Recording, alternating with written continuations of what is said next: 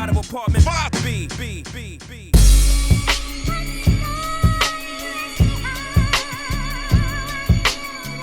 You're now tuned into the Apartment 5B podcast, where we chop it up about hip-hop, R&B, sports, love and life.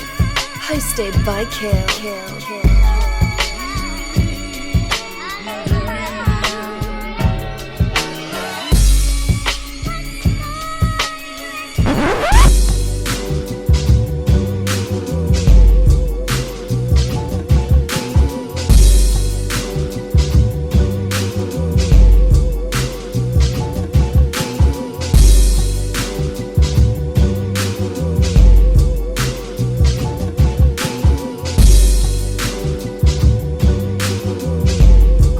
What's good? You are tuned to Apartment 5B podcast hosted by your man Kill. I got my squad with me. In effect, as always, I got my sis P. What's going on, miss?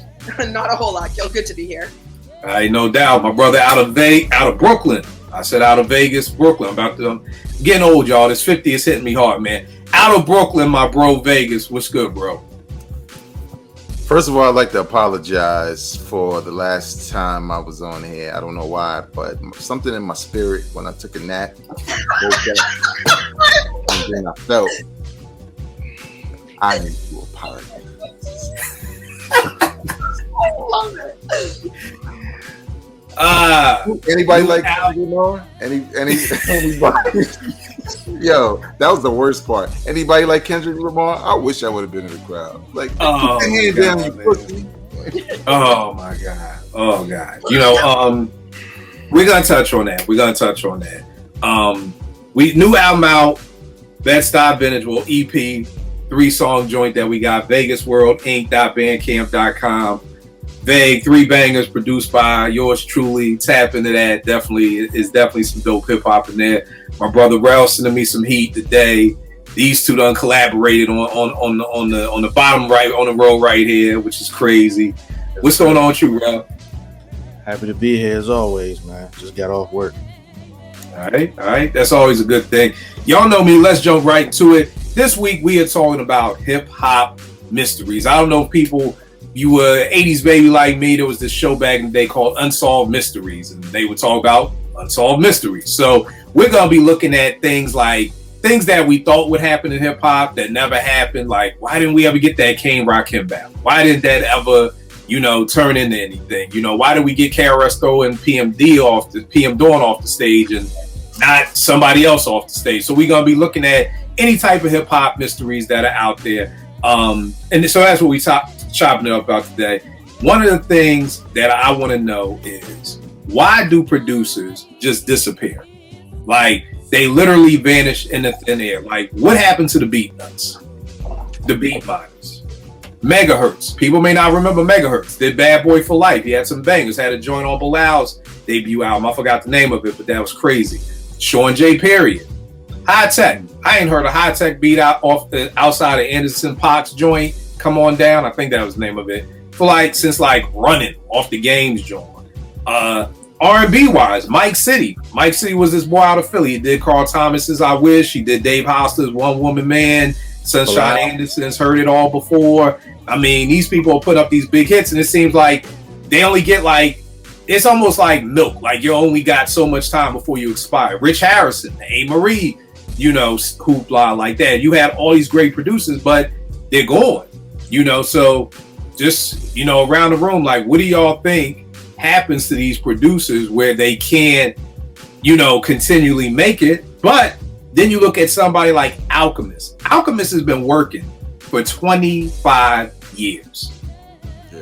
From when he gave Mobb Deep the joint, was that The Realist with Kool G Rap, all the way to right now, giving Benny my favorite moments on Benny's new album. You know what I mean? So how has Alchemist stayed relevant for 25 years? But, I mean, when's the last time we heard Just Blaze beat?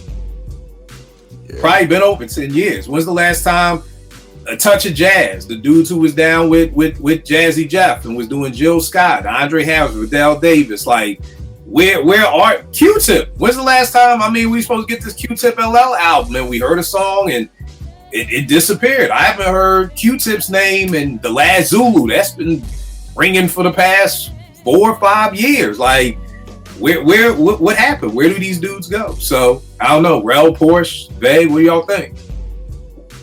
I was thinking about like what happened to Rockwaller also. Rock, another dope person. Yeah. It's like, you know, they have these moments, but it's like you get like a 2-year. It feels like you like signed a deal with the devil. Like, nigga, you get 3 years, and that's your run. And after that, you can't ever come back, because they never come back. And these are people with huge hits. Like, right. I would think again, like I always wondered with Primo and Pete. Like, okay, you broke up with CL, you not with Guru. Y'all in New York City, and we're talking early 2000s. So I'm like, y'all could hit up some of these little lyricist lounge, little MC pop-up shops, and find a new MC to fuck with. Like, as a producer, I think that's the easiest thing in the world to do. Go to an open mic. Yo, whoever wins, we take it shit back to the 80s. Like, I just found out that's how Ace got on with the Juice Crew. It was a little contest at the roller skating rink. Super Casanova Row was talking about. Like, and Ace won, and that's how he got the studio time with Marley. So we could go back to the old school days. Like, yo, whoever wins this open mic, yo, Pete Rock gonna do your whole album, or the Beat Nuts. And it's like crickets. Like, yeah, you know what? I think, like, thinking about some of the people you named, even on the R&B side, it's kind of like the hot new producer gets hot and everybody wants to work with him. Mm-hmm. And so, you know, that person is not only getting placement on these albums, but they're getting single on these albums. So it just sounds like they taking over the spotlight. And then I think if they are unable to, either they're unable to continue that sound, or people are, you know, done with asking for it, right?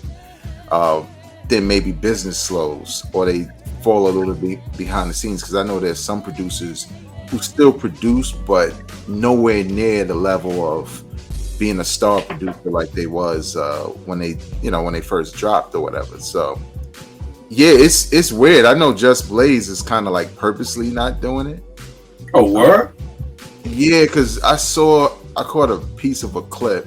I think he was kind of bored with the whole situation, but that's probably because social media and him kind of being exposed by certain people, and, you know, maybe now he just don't have the energy, right? Because, you know, you probably start to think to yourself, damn, am I just making Knots beats? Like, right, you know, how do I find my, you know, my mojo? So I think he's a different case. I know Rockwaller did something recently, but to your point, Alchemist is like a marquee name for 20-something years. Yeah. And other guys, you got to find them on credits if they're still producing. So. Right. What about you, Rob? What you think? I don't know. That's a good question. I think with Alchemist, though, like, he was able to, like, evolve his sound to what was, I don't want to say what was popular, but, like, what was popular, like, when the sound changes, I think he was able to keep going and changing, because what his stuff now doesn't sound like We Gonna Make It doesn't sound like some of the stuff he's doing with Griselda. You know what I'm saying? Right. He was kind of, so I think a lot of people with like a signature sound, once stuff changes, I think they kind of just, I don't know, kind of got lost with the times, I guess. I don't because it's weird, because I like the stuff Pete Rock produces now still sounds good. You know what I'm saying? Right. But it's weird, man. I don't know. I can only, that's my only guess, is like the landscape changed and they weren't able to, or not willing to, change their sound. You know what I'm saying? To adapt to what's popular now. You know what I'm saying? Right. Hey, what you think?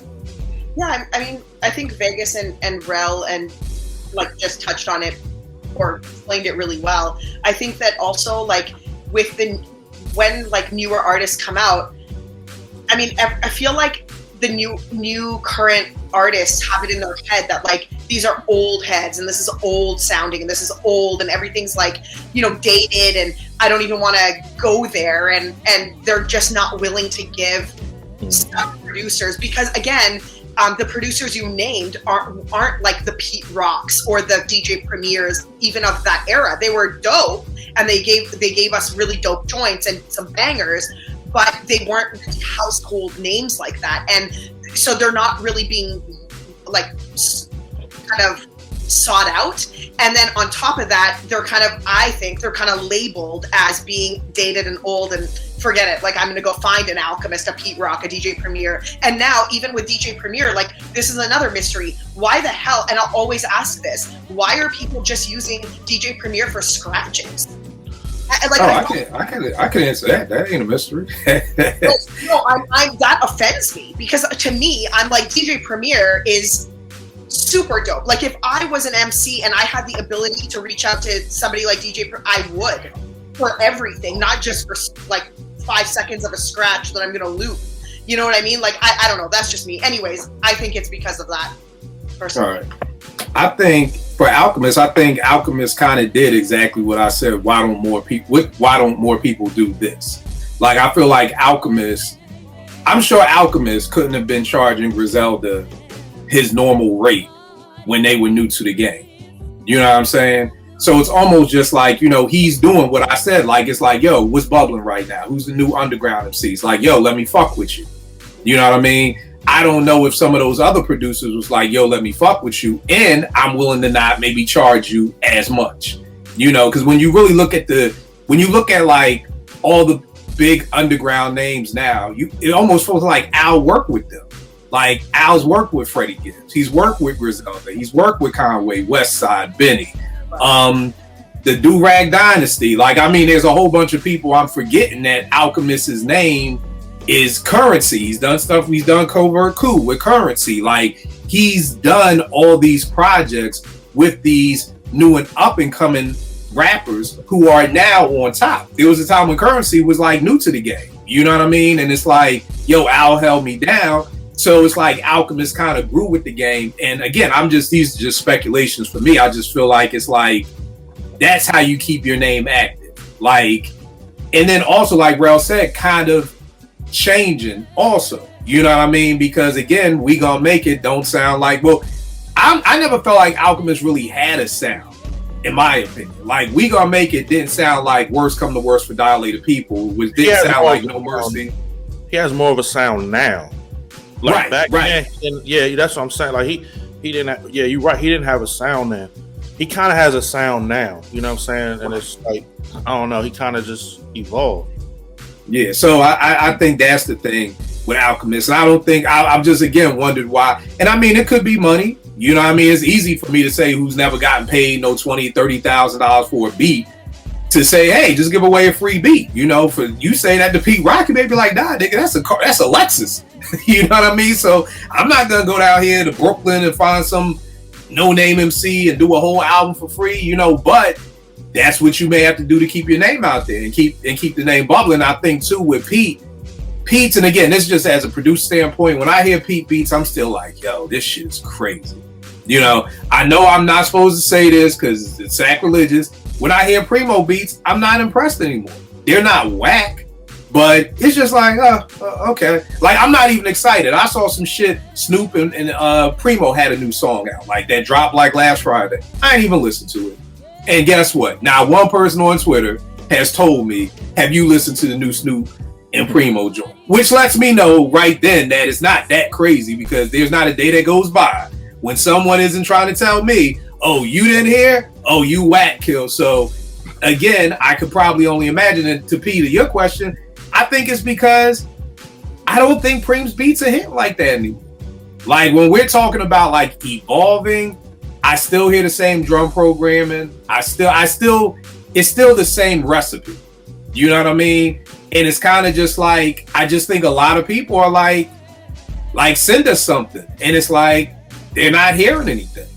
You know what I mean? Because I respect Griselda because they fuck with Preem heavy. Like, you know, almost all of them have worked with Preem, from Westside to Vague. What's the shorty name?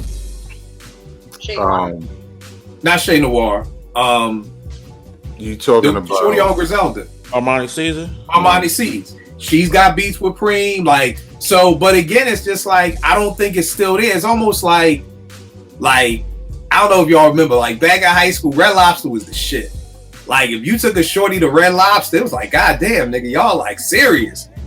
yo, let Rel come down here, be like, yo, kid, what you want to get something to eat? Red Lobster. That nigga gonna look at me like, yo, what, you good? You need to hold something? Like, you broke or something, nigga? Like, you know what I mean? Biscuits still taste good, but it's just like, ain't nobody really fucking with Red Lobster like that no more. And that's no disrespect to Preem, because the legacy that he has and what he's done has been incredible. But I mean, just for me personally, I haven't heard of Primo B in a long time. I'll never forget, I heard of Primo B that he gave to Jay for the Black album, and 50 ended up using it. And I heard the beat, and I was like, oh, yeah, no wonder Jay didn't use this. I would have used it. Like, this would have stuck out like a sore thumb with the production on the Black album. You know what I mean? So I think Preem is a prime example of somebody who definitely got stuck in his formula and didn't want to adapt. You know, and Preem may say something like, oh, I added a bass line. Like, yeah, that's not really adapting. Like that, you got to do more than add a bass line to, you know, change the whole tone. Like, there's rarely ever a time I hear a song and I don't know it's Preem. Royce and him had a joint a while ago. I think it was called like Shake It Up or something. And I was like, oh shit, Preem did this? This sounds nothing like Preem. I would love more of those moments from Preem. But everybody watching this is not a shit on Primo time. Just my humble opinion is that. But I do think that's why, Porsche, because again, that's a hit and a half. Because Porsche, you're an excellent cook. I see everything you do. I can't wait to do Apartment 5B meetup and you cater it. But here's the thing. If we go from Porsche, cook all the food, to, hey, Porsche, can you just get an apple pie? That's a hit and a half that the food ain't hitting no more. But we don't want to disrespect you because you the co-host. You Apartment 5B, so we still want to say, hey, why don't you come on through and just bring the pie? Now you ain't got to cook. No, don't worry about P. We got you. Because to me, it makes no sense that Preem just does the scratches for Killer Mike, you know, for Run the Jewels, or that he just does the scratches for Nas and Hip Hop. You know what I mean? So again, if you got the number to call a producer and niggas are only calling you to scratch, it's kind of like the writings on the wall, bro. Like, you know, we don't want you for that. We love you and we salute you and we're inviting you over for this, but not that no more. Not that no more. But P, what's one of yours? What's one of your hip hop mysteries? What would have happened if Pete and Primo had their producer battle that they had planned to do? And I wonder about this, especially when Versus happened, because when Versus happened back during the pandemic, that's when Pete sort of came out and said, hey, like, me and Preem, we're going to do this. And we really never got around to it. There was, you know, schedule conflicts and whatnot. It never came to fruition. But I really wonder, I just think about if that had taken place, would Versus still have been a thing? Because they would have also kind of already introduced that concept. Would it have been, you know, like, it's a rabbit hole to kind of go down if you think about it, because so much could have changed in terms of producers and how they would collaborate or go head to head, or, you know, it kind of would have been the Versus before the Versus. So I often wonder about that, and I really think that we missed out on it. I mean, yeah, we really did. And just for people who watch who may not know, not just the Versus, but Pete and Preem were supposed to be doing an album, and I thought it was the illest concept ever. Well, the album was supposed to be like that kind of thing, right? Right. Mm-hmm. But that Pete was going to get like 6 artists and Preem was going to get 6 artists, and neither one of them was going to hear what the other one did or who they worked with until the album dropped, so that they would be finding out the same time we will be finding out. I thought that was ingenious marketing plan. Amazing, A+ if I was a marketing teacher, but we never got it. Vay, what about you? What do you think? Yeah, I remember that because before the pandemic, they did maybe 1 or 2 shows that was like a Primo versus Pete Rock thing. Yep. They just didn't have the same attention on it in the way that Timbaland and Swiss Beats had. So, like, you know, if you're paying attention, you see it if you follow Preem or Pete Rock. But, you know, that video of Swiss Beats and Timbaland kind of battling circulated. As Pete Rock, and, you know, it just looked like a show. Right. You know, and then, you know, I think what helped the Swiss Beats joint was when he played a snippet of the song that actually came out, Bath Salt, with Jay-Z, Nas, and DMX. And when he played the snippet, like, you know, everybody went crazy, like, yo, what's that? So it kind of, you know, gave it some energy that I think they didn't have, because it was like you had to be at the show to even get a sample of it. You know what I'm saying? But here these guys are like putting this shit on the internet. So it just might have been some like, they're too old and they need people around them to say, yo, let me capture some of this and then upload it. You know, they probably just hip hop, like, nah, man, put that bullshit away, you know, get these tracks out, blah, blah, blah.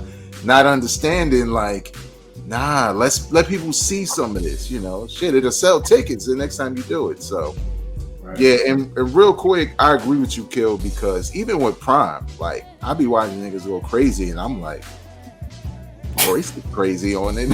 Like, but I feel like I should like it more than I actually do, and I don't. But there is one beat that Primo did where I was like, this reminds me of the heyday, because I actually really like this beat. I think it was it was either for Griselda or it was for Benny's like Black Soprano family, because Primo did the beat and the beat was hot, and it reminded you of, you know, when Primo kind of had a difference in his sound. But you know, that was short lived. And the Snoop joint is cool, but yeah, it's cool. It just doesn't go with the way Snoop flowing on it. It's just when they worked together the first time, that was dope. This is kind of like, oh, okay, cool. You know, yeah, it's cool. It's your first single, Snoop. Come on, man. We're Dr. Dre. Right. Real, what you think? Hold on. As far as the Primo and P Rock, yeah, just like, you know, yeah, would that have changed anything? That would have been crazy. That's like that's just something that hasn't been done. It's something new and fresh. You know what I'm saying? It would have been. Right. I wish that would have actually happened, to be honest. You know what I'm saying? And then, you know, once the verses and stuff happened, it just kind of went a whole nother direction. You know what I'm saying? But that would have been cool. That would have been fire. I would have been interested to see what MCs they would have picked up. Like, right. We see Pete Rock's formula, like, he knows how to put together, even if it don't look right on paper, it came out right, you know what I'm saying, on with the song. So it would have been very interesting to see who they picked to be the MCs, you know what I'm saying? And if they would have tried to pick some of the same people. Right. And see, and I'm with Vague, like, I think they're just old heads and don't know the power of IG Live and shit like that, because to me, you make a whole documentary on the making of that album.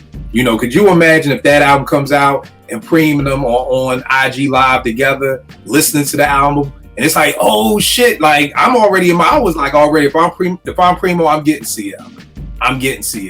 Like, CL's gonna be one of my picks. Like, from the door. Great. Yeah, you know, from the door, I'm getting CL. Like, and if I'm Pete, I'm gonna be like, you know what? Everybody who niggas be like, Premier brought out the best in them, fuck that. Give me MOP. Give me, you know what I mean? Like, oh, I would, like, that's where my competitive nature would be, where it's like, yo, give me who people say you fuck with the best, give them to me, and let's go to work. And I think that should have brought out the best in both of them.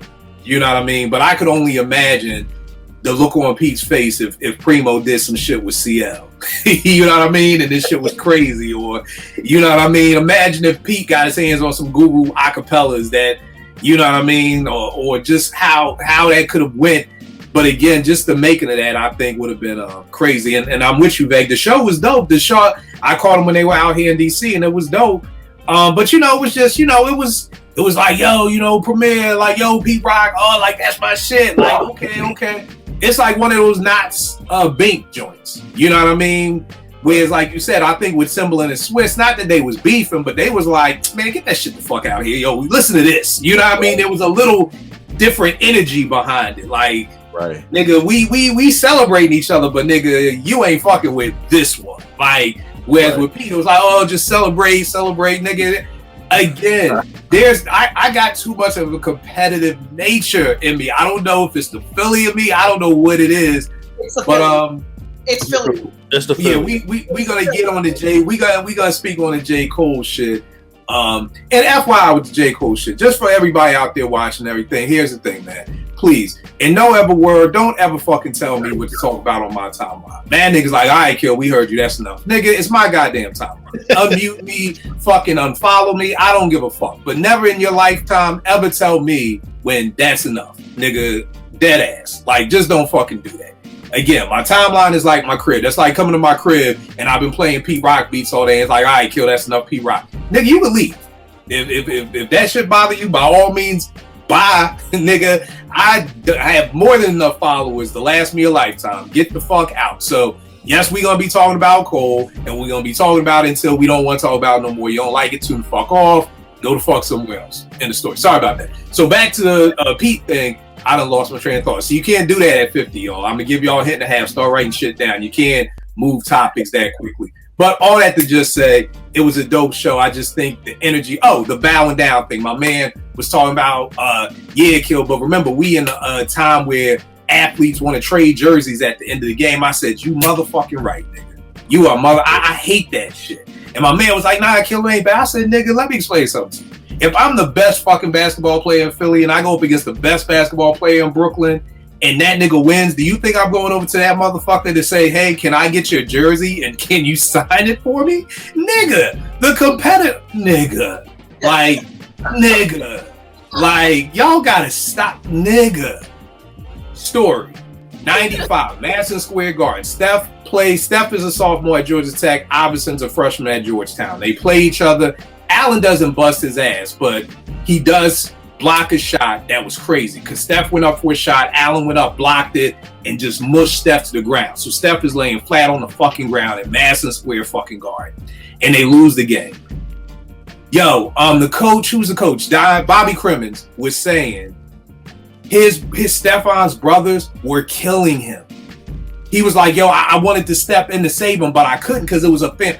They were mentally fucked. You let that country bumpkin Virginia motherfucker come into fucking Brooklyn and you got the... Bobby Crimmins said I had to just leave. Like, I felt bad. Like, I couldn't do... There's a competitive nature, y'all. Unless this is a farewell tour, I don't want your fucking jersey. I don't want you to sign shit for me, my nigga. Even if I win, I don't want your fucking jersey. So... yes, we are living in that time where players will play each other and it's a playoff game on the line and y'all motherfuckers want to trade jerseys and sign that shit? Y'all better take that shit in the goddamn hall. Y'all, they be doing it on TV. Like, hey, man, love you, brother. Again, call me. I love your kids. Like, nigga, you just dropped 40 on me on TNT? And I'm like, tell your wife to call my wife? Nah.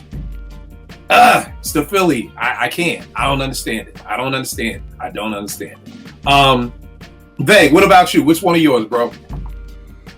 I would want to know, because right now it's beyond me. Why is Dr. Dre hoarding so much music? Honestly. You know what I'm saying? Because, man, he done worked with everybody. And it just baffles me that, you know, you're not getting a single. They not throwing something on a soundtrack or something here. It's just, you see him, you follow him on Instagram, he'll have all of hip hop in the fucking studio. Everybody you can think of. Yes. And you like, oh, who he working with? And that shit will never come out. And it's just like, wow, do we really, you know, God forbid, but do we really have to wait till you die for your family to be like, cash in that shit? Because that's what's going to happen. You know what I'm saying? When he goes, somebody's going to release some of that shit. And it's crazy, but I don't know why he does it. You know, he never really talks about why. Like, did Marsha Ambrosia's album come out? Because he acted like it was coming out. I will say this. They dropped 2 singles. So I'm thinking that it actually, I don't know if y'all saw it, but Tank got his R&B podcast with Marsha Ambrosia's very dope episode. But I know they dropped 2 singles, and I actually like both of them. You know what I mean? So I'm hoping it will come. But yo, that's a great. I don't know. I mean, y'all remember he dropped this joint, this Grand Theft Auto joint. Mm-hmm. Yep. Like, and I thought that shit was crazy. You know what I mean? And I don't know. I really, not to say I was hoping, well, it's not a bad thing to say. After the stroke, I thought he was going to like kind of start just dropping shit. Like, just put it out there. Like, you know, like you said, I mean, I'm sure you got that album with Rakim. You know, you got my man Last Emperor out of Philly. He was signed to Aftermath back in the 90s. Like you said, everybody has been through Dre's studio. And that's a mystery, bro. Remember, Rakim has the album. Right. No, you know that he ain't releasing that because he didn't even like it. Which is who didn't like it? Rakim or Dre? Rakim, because Dre wanted him to talk a lot of right. So some of it he was forcing. But whatever they did, I think some of it, maybe a song or two, sort of Light of Day, but like in its entirety, it didn't. And Dre's just good for that for some reason. So yeah. And I think for me, the producer, it's kind of lost some of his lackluster if Dre isn't producing it. You know what I mean? Like, if it's produced by 5 other people, or like, as much as I loved Compton, I still was a little like, damn, like Dre, you didn't do some of these, man. Like, yo, this is your album. Like, you know what I mean? So that was a little disheartening. P, what do you think? Do you think we'll ever get any of Dr. Dre's vaults, or will it be like? I love that Vegas brought this up, because every time there's a picture of Dr. Dre in the studio, and they definitely posed for these pictures, and then it gets released on the TL, and everyone goes crazy over what is about to happen, and then it never happens. So I love that Vegas brought this up, because it's good to kind of keep that in the mind that he is hoarding music. I'm with you guys. Like, I don't know what he's doing with it, and maybe the point is to just keep it and have it be like a cash cow for the family. Maybe it's kind of like the Tupac formula, right? I don't know anybody who has as much posthumous material as Tupac Shakur does. And we know that the estate and his family, when, you know, Afeni was you know, running the estate while she was alive and stuff, she got a lot of that, and it really took care of her in a way. So maybe that is what the point is. Who knows? But I do know that he is sitting on a treasure chest of music, and I think that once that opens, and if it ever opens, I think hip hop is in for really a big treat, because that's all going to be really dope Dre stuff, you know? Right. Yeah. Right. What about you? Oh, my fault. Remember when he posted to Portia's point? Remember he posted, I don't even think the sound was on, a video with Nas in the studio. Yes. He was listening to a track that Nas clearly recorded. And I'm just sitting there like, that ain't never coming out. Why? What you doing, man? Why you showing this to us? Like, Right. Well, what you think, bro? I literally have no idea if this stuff ever going to come out, unless, unfortunately, he passes.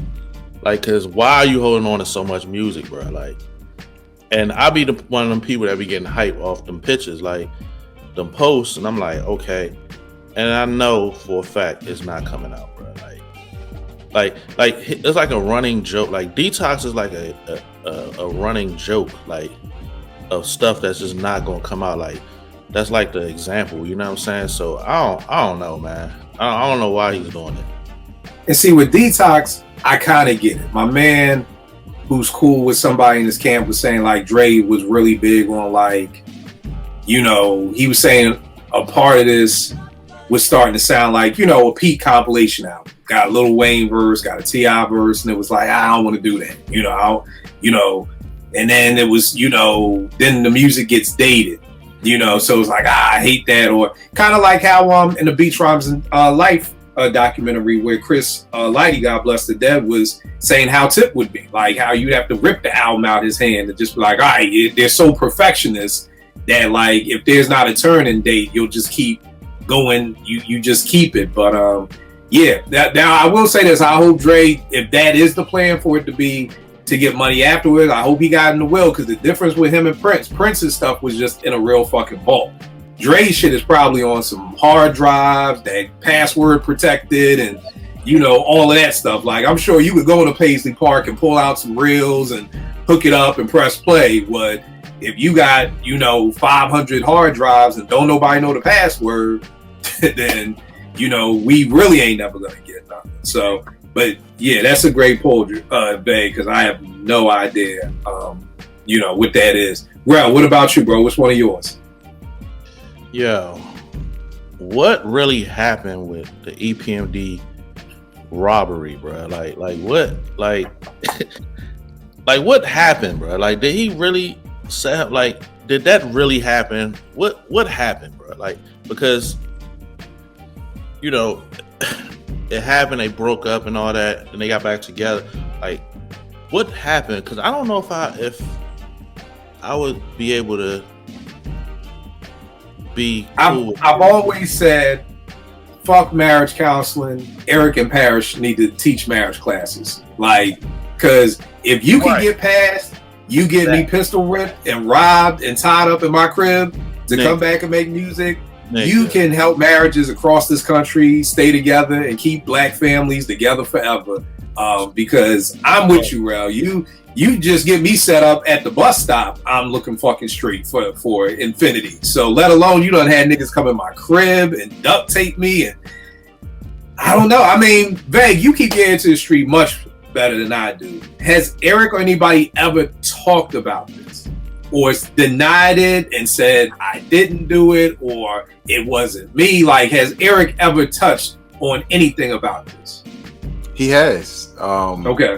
A couple of times on podcasts, he's talked about it. He said he didn't do it, but I think he's lying because I know body language, and maybe it's just the way Eric Sermon talks. But he's a little scatterbrained at times when he's talking, and sometimes it's like he's not listening to what he's saying, so he just says it. But it was just the way he was saying things, and then other stories he would tell. So I'm like, okay, y'all always had the heat on y'all. Y'all had goons around. Like, you know what I'm saying? Like, right. Things start to add up. And I met Parrish a couple of years back at Morgan, because his sister went to Morgan. And and we were cool with sister. So one time we met him. And again, I'm just basing it off of, not really knowing, but looking at the demeanor of the individuals. And he seemed like he would be blindsided. Like he's not that Eric Sermon isn't a good dude, but like he's a good dude who would be like, yo, I don't understand what happened, But Eric's like, and I'm like, yo, you doing a lot of talking, fam. Like, right. Like you trying to bury. Who knows? I hope not, though. Yeah, I mean, I would just love to want to just know. And the hard part with me is I don't even care about the tea. Y'all know me, niggas be like, "Kill, you ain't know." I'm like, nigga, I just listen to the music. I don't know nothing about the rumors, but I would want to know what got to that point. Like, did Parrish owe you money and he wasn't trying to pay you? Did you feel like Parrish jerked you on a contract and it was like, this is payback? Or, at least to the point of what was behind you doing that? You know what I mean? Because again, it looks like Eric is the bad guy if this was true, but Eric may be doing this in retaliation to something that he felt Parrish did to him wrong. So I would be interested in that. P, any thoughts or ideas on that? Oh, I'm sorry, babe. Add to this mystery, when Eric Sermon jumped out a window, he never really explained that story. He just popped up, and I think when he had the hit music, we kind of all forgot about it. But some strange stuff, man. Yeah. P, what you think? Any thoughts on if Eric really did it or what happened? I mean, I like that Vegas shared this, the insight about him being the type that would be like, hey, what happened? Like, I think that provides a little bit of, clarity on that. I don't have an opinion on this. I'm with you guys. I don't know that anyone could be cool after that. To me, it's just super weird. I don't really know. I don't have an opinion on that, to be honest. I try to stay out of that kind of stuff. I'm like you, Kill. I don't want the tea on that. I don't care. Right. I got, why don't more MCs follow Fab's template of making an album for the radio, but then making the mixtapes for the streets? Because I feel like that's the perfect template. You don't get mad at Fab when he does some radio shit because, you know, the soul tapes is coming, you know, summertime shootouts is coming. Why don't more MCs just do that? It's like, yo, I'm happy, get your money, but feed us too. And I feel like it's always like, get your money, oh, fuck y'all underground niggas over here, you know, just whatever. So that was one of mine, like, because Fab's template is perfect. I mean, Fab has been around since what, Big? Like, as far as a signed MC, like after the Desert Storm Clue stuff, since at least 2000, right? Yeah, late 90s, because he was on them late Clue tapes. Right. But I mean, I know the first time I heard him was on that fucking Little Mo shit, that Superwoman shit. So that had to be at least 2000. You know what I mean? He was already around though by then. But I mean, was he like with a deal or was he just like, he had a deal? Okay. Yeah, he had his debut album already. Yeah. Oh, okay. Well, shit. I mean, and Fab is still, I love Fab shits on YouTube. Fab will just throw his song out anywhere on YouTube. Shits is always dope. So this dude's been around for 25, 26 years. You know, so again, it's like the template is right here. Like, I'm always confused. Like, it's here. Why don't more people follow it? You know, Beg, bro, y'all are both MCs. I mean, why don't more MCs do this?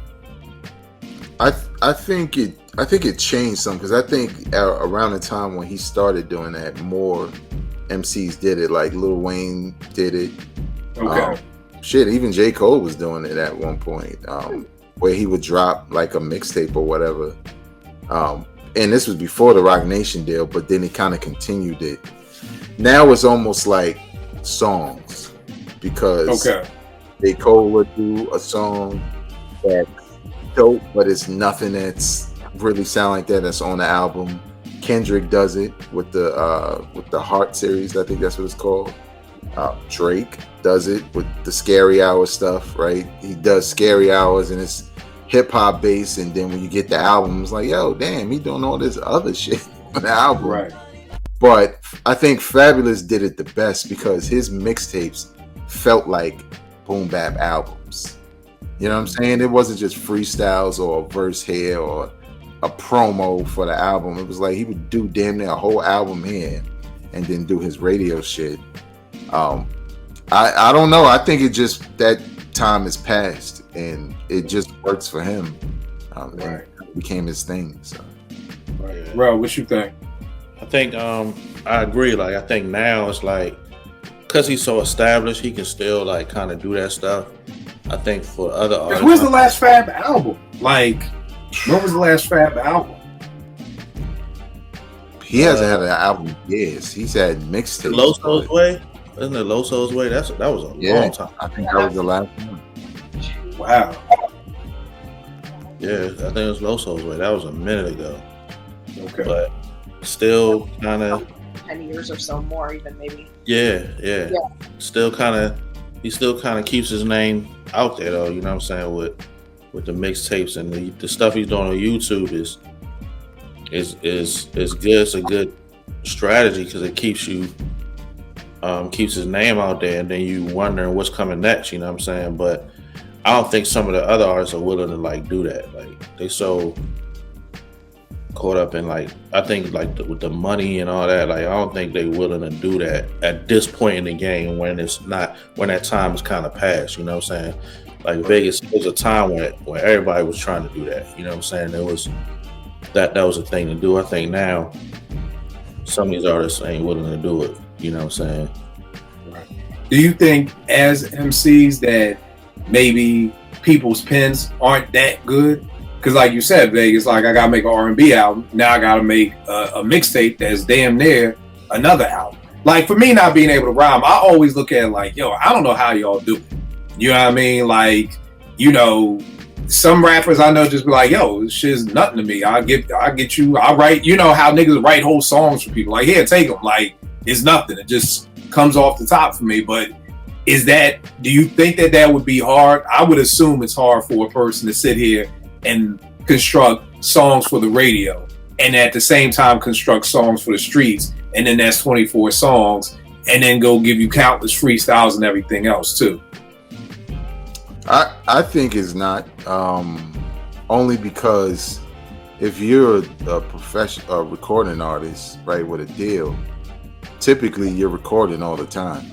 So you may have a stash where you can parse it out, right? Like, yo, this day is straight hardcore, or we went on a run of these boom bap joints that we did, and then we got this other beat, and that was kind of a club joint. So you know what I'm saying? So you can kind of separate it if you're working like that. But I think on my podcast, my review of the Rock Marciano album, I was just saying like how I think in some ways some cats don't really put that much into their lyrics, at least not all of them, because nowadays it's just more beneficial to you to have it be digestible for everybody, and it doesn't even have to be completely simple, but simple enough that a casual can just say your hook or catch your lines, and some of that should be deliberate. And when you write like that, it's a dime a dozen, So. right. Well, what you think? Same with Babe? I agree. Yeah, I agree. I think like if you are like an artist and you really like a MC and you that's what you do, and this is like, it shouldn't really be hard, because you gotta think a lot of these dudes got a lot of songs that we'll never hear. Like they got songs in the tuck that like we're never going to hear. You know what I'm saying? So I don't think it's difficult. I just think, like you said, the time now is just like, again, like a hook, something catchy that can catch on.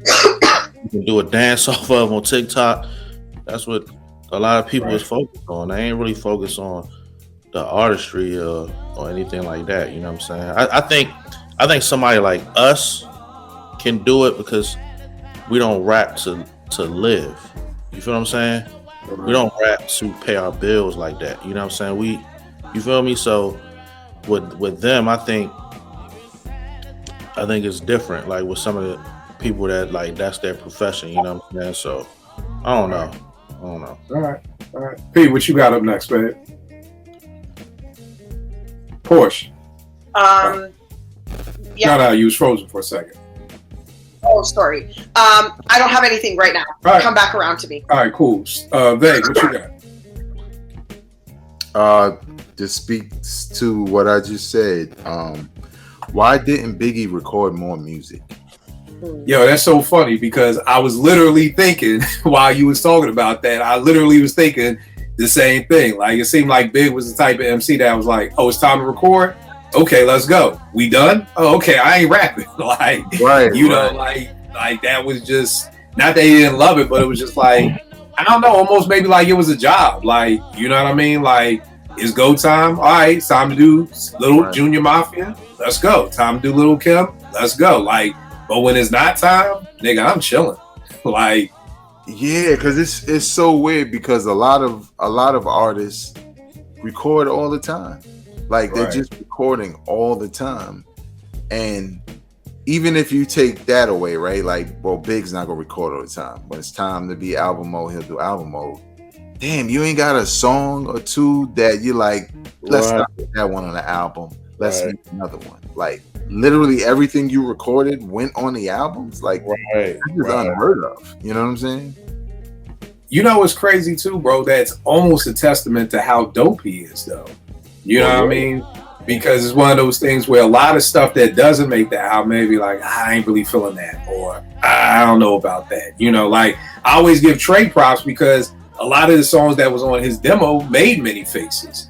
You know what I mean? Which is crazy to me, because, nigga, you do not want to hear my demos from 1994. That shouldn't be going on nobody's album. You know, this was strictly learning as you went. But yeah, I think it's a testament to just Big being that fucking dope. Like you said, that there isn't anything, because we know if there was, Puff would have been milking this to death. So we knew, like, the day, like the year after Big died, it was like after that last little joint that he did with the fucking shit that Eminem did. What was that shit called? Dead Wrong. Dead Wrong. After that album, That's all, and those were really just acapellas and shit that was laying around. So it wasn't even really on some old. Here's some songs that wasn't recorded. It was like, yo, here's some acapellas, Primo, Knots, him, just y'all remix this shit or whatever like that. But yeah, it's crazy, man. P, what you think? That's your man, Big, right behind you. Why you think Big didn't record more? Honestly, I think you nailed it. I think it was just, are we going to the studio? We got studio time. Cool. He goes in, knocks out what he's got to knock out, and then he's doing other things. And we know Big was sort of dabbling in other things, so he had his attention. He had his time slotted elsewhere. Right. But I do think that's. I mean, it's one of those things where I'm like, God, I wish that he had more stuff, because then we wouldn't have only gotten 2 albums. You know what I mean? Right. Like, we would have had at least even a posthumous release. But then at the same time, I think maybe it's a great thing, because you're right. Puff would have milked that to this day. I mean, don't get me started on people milking things that Big did forever and a day. So, right. Yeah. When you were talking about Big, it made me think about Allen Iverson with practice. Like, nigga, I don't need practice. Like, nigga, it's game time. Put me in the game. I'm going to drop 50. Leave. Then I'm going to go to Fridays. I'm going to get drunk. I'm going to party all night. And I'm going to do the shit the next day. Like, I part of me just like, Big just must have been that thorough, because it's like, every MC that I've been around is usually writing, or even before it's album mode, it's like, let me get ready, like, let me build up my stamina, let me get back in the game shape. Where it just seemed like Biggie just could turn the light switch on and off. Like, album done, I'm off. Okay, word. Okay, Junior Mafia, switch is on, and the pen is moving like nothing didn't. He may not wrote a rhyme in 3 months, and it's like his shit is just gonna come out so effortless, like he just wrote 10 rhymes last week or whatever like that. Well, what you think? Oh, I'm sorry. What you gonna say, Pete? When we hear the stories of Big in the studio, like if Preem's telling the story of how Unbelievable was recorded, how that studio session went, like, Big wasn't, in my opinion, he wasn't always the most, he didn't always use his time efficiently, let's say. There was a lot of downtime, there was a lot of like sitting around, there was a lot of thinking it through, there was a lot of, these big sort of expanse of time that went on before he got in the studio, knocked it out and left. I don't know that the way that it worked in his mind, I don't know that he could have continued on that way and had all of this material. Just from hearing how he was in the studio in general, it wasn't as, I don't know. I feel like it wasn't as efficient as other MCs were. That's all. It's a good thing. Question, Rob, I'm gonna come to you and think about this too. Because I'm thinking with MCs, I know at least in the 90s, everybody had their rhyme book. Like, everybody I knew had a rhyme book. But how do you write rhymes in your head and remember them for long periods of time? Kind of like how you were saying, Porsche, how Trey's talking about, how, when you did Keep Your Hands High, and it's like, I got it now. Like, I don't know how you could write a rhyme in your mind on a Monday and remember that shit 3 weeks later. You know what I mean? When it's time to go into the studio. Like, with your rhyme book, yeah, it's like, okay, even with my iPad, it's like, let me get these ideas out right now. Because if I don't get these out right now, I'm going to forget it. So I don't even know how you write a rhyme in your head, even right there in the moment. But then you got to get it out right there in the moment, I would think, unless you just got the memory of God that you could be like, yo, I just wrote 48 bars in my head. Nah, I'm going to save it for next month. Like, nigga, like, how you do that? But, bro, what do you think? I just think he was that special, like, because, a lot of the throwaway stuff is like trial and error and stuff you done wrote down. Like, if he's going in and performing like that, it's like, where would you get the throwaway? You know what I'm saying? Like, where he's not sitting around the studio just writing shit, crumbling up, or let me put that to the side, writing something up. Like, he's like thinking this shit. All right, I'm good. Going and record, and then it's dope. Then it's like, what do? You know what I'm saying? Like, he just didn't perform like the average MC would in the studio. So I think that's why we didn't get a lot of. Because I did find it strange that we didn't just get a whole bunch of songs that we ain't heard, unheard songs from, after he passed. We didn't get that. You know what I'm saying? We got some acapella verses or some verses we heard that were freestyles that they just switched the beat and then put a guest appearance on. You know what I'm saying? Pac had whole albums. But I think that's the thing. Pac seemed to love to record. Pac seemed like he was the dude who's like, "Yo, we're studio open. Like, let's go." I heard about his recording process. It's so different. Yes. Because they said Pac would come in, verse. All right, this is what we said in this verse. This the hook. Let's go. Boom. Like he was like that. Big wasn't like that. You know what I'm saying?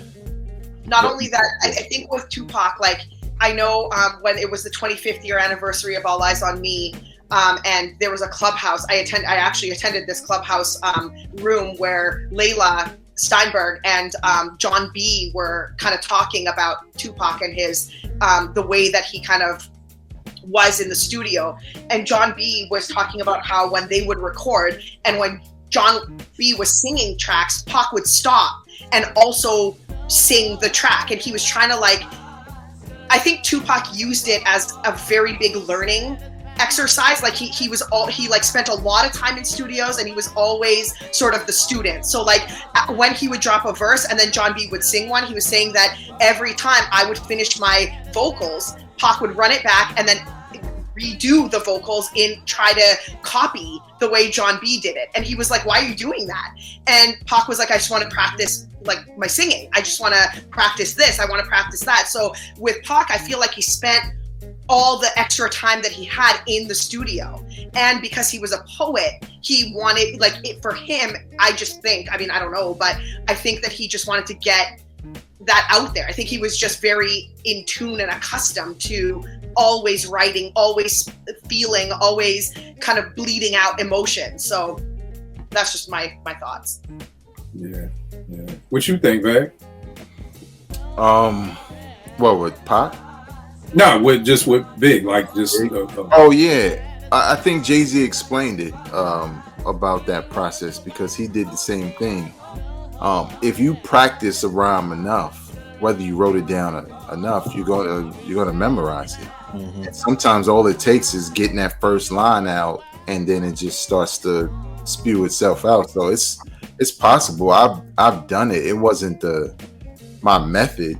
Because I felt like I was more of a songwriter, so I needed to see the word and edit and stuff like that.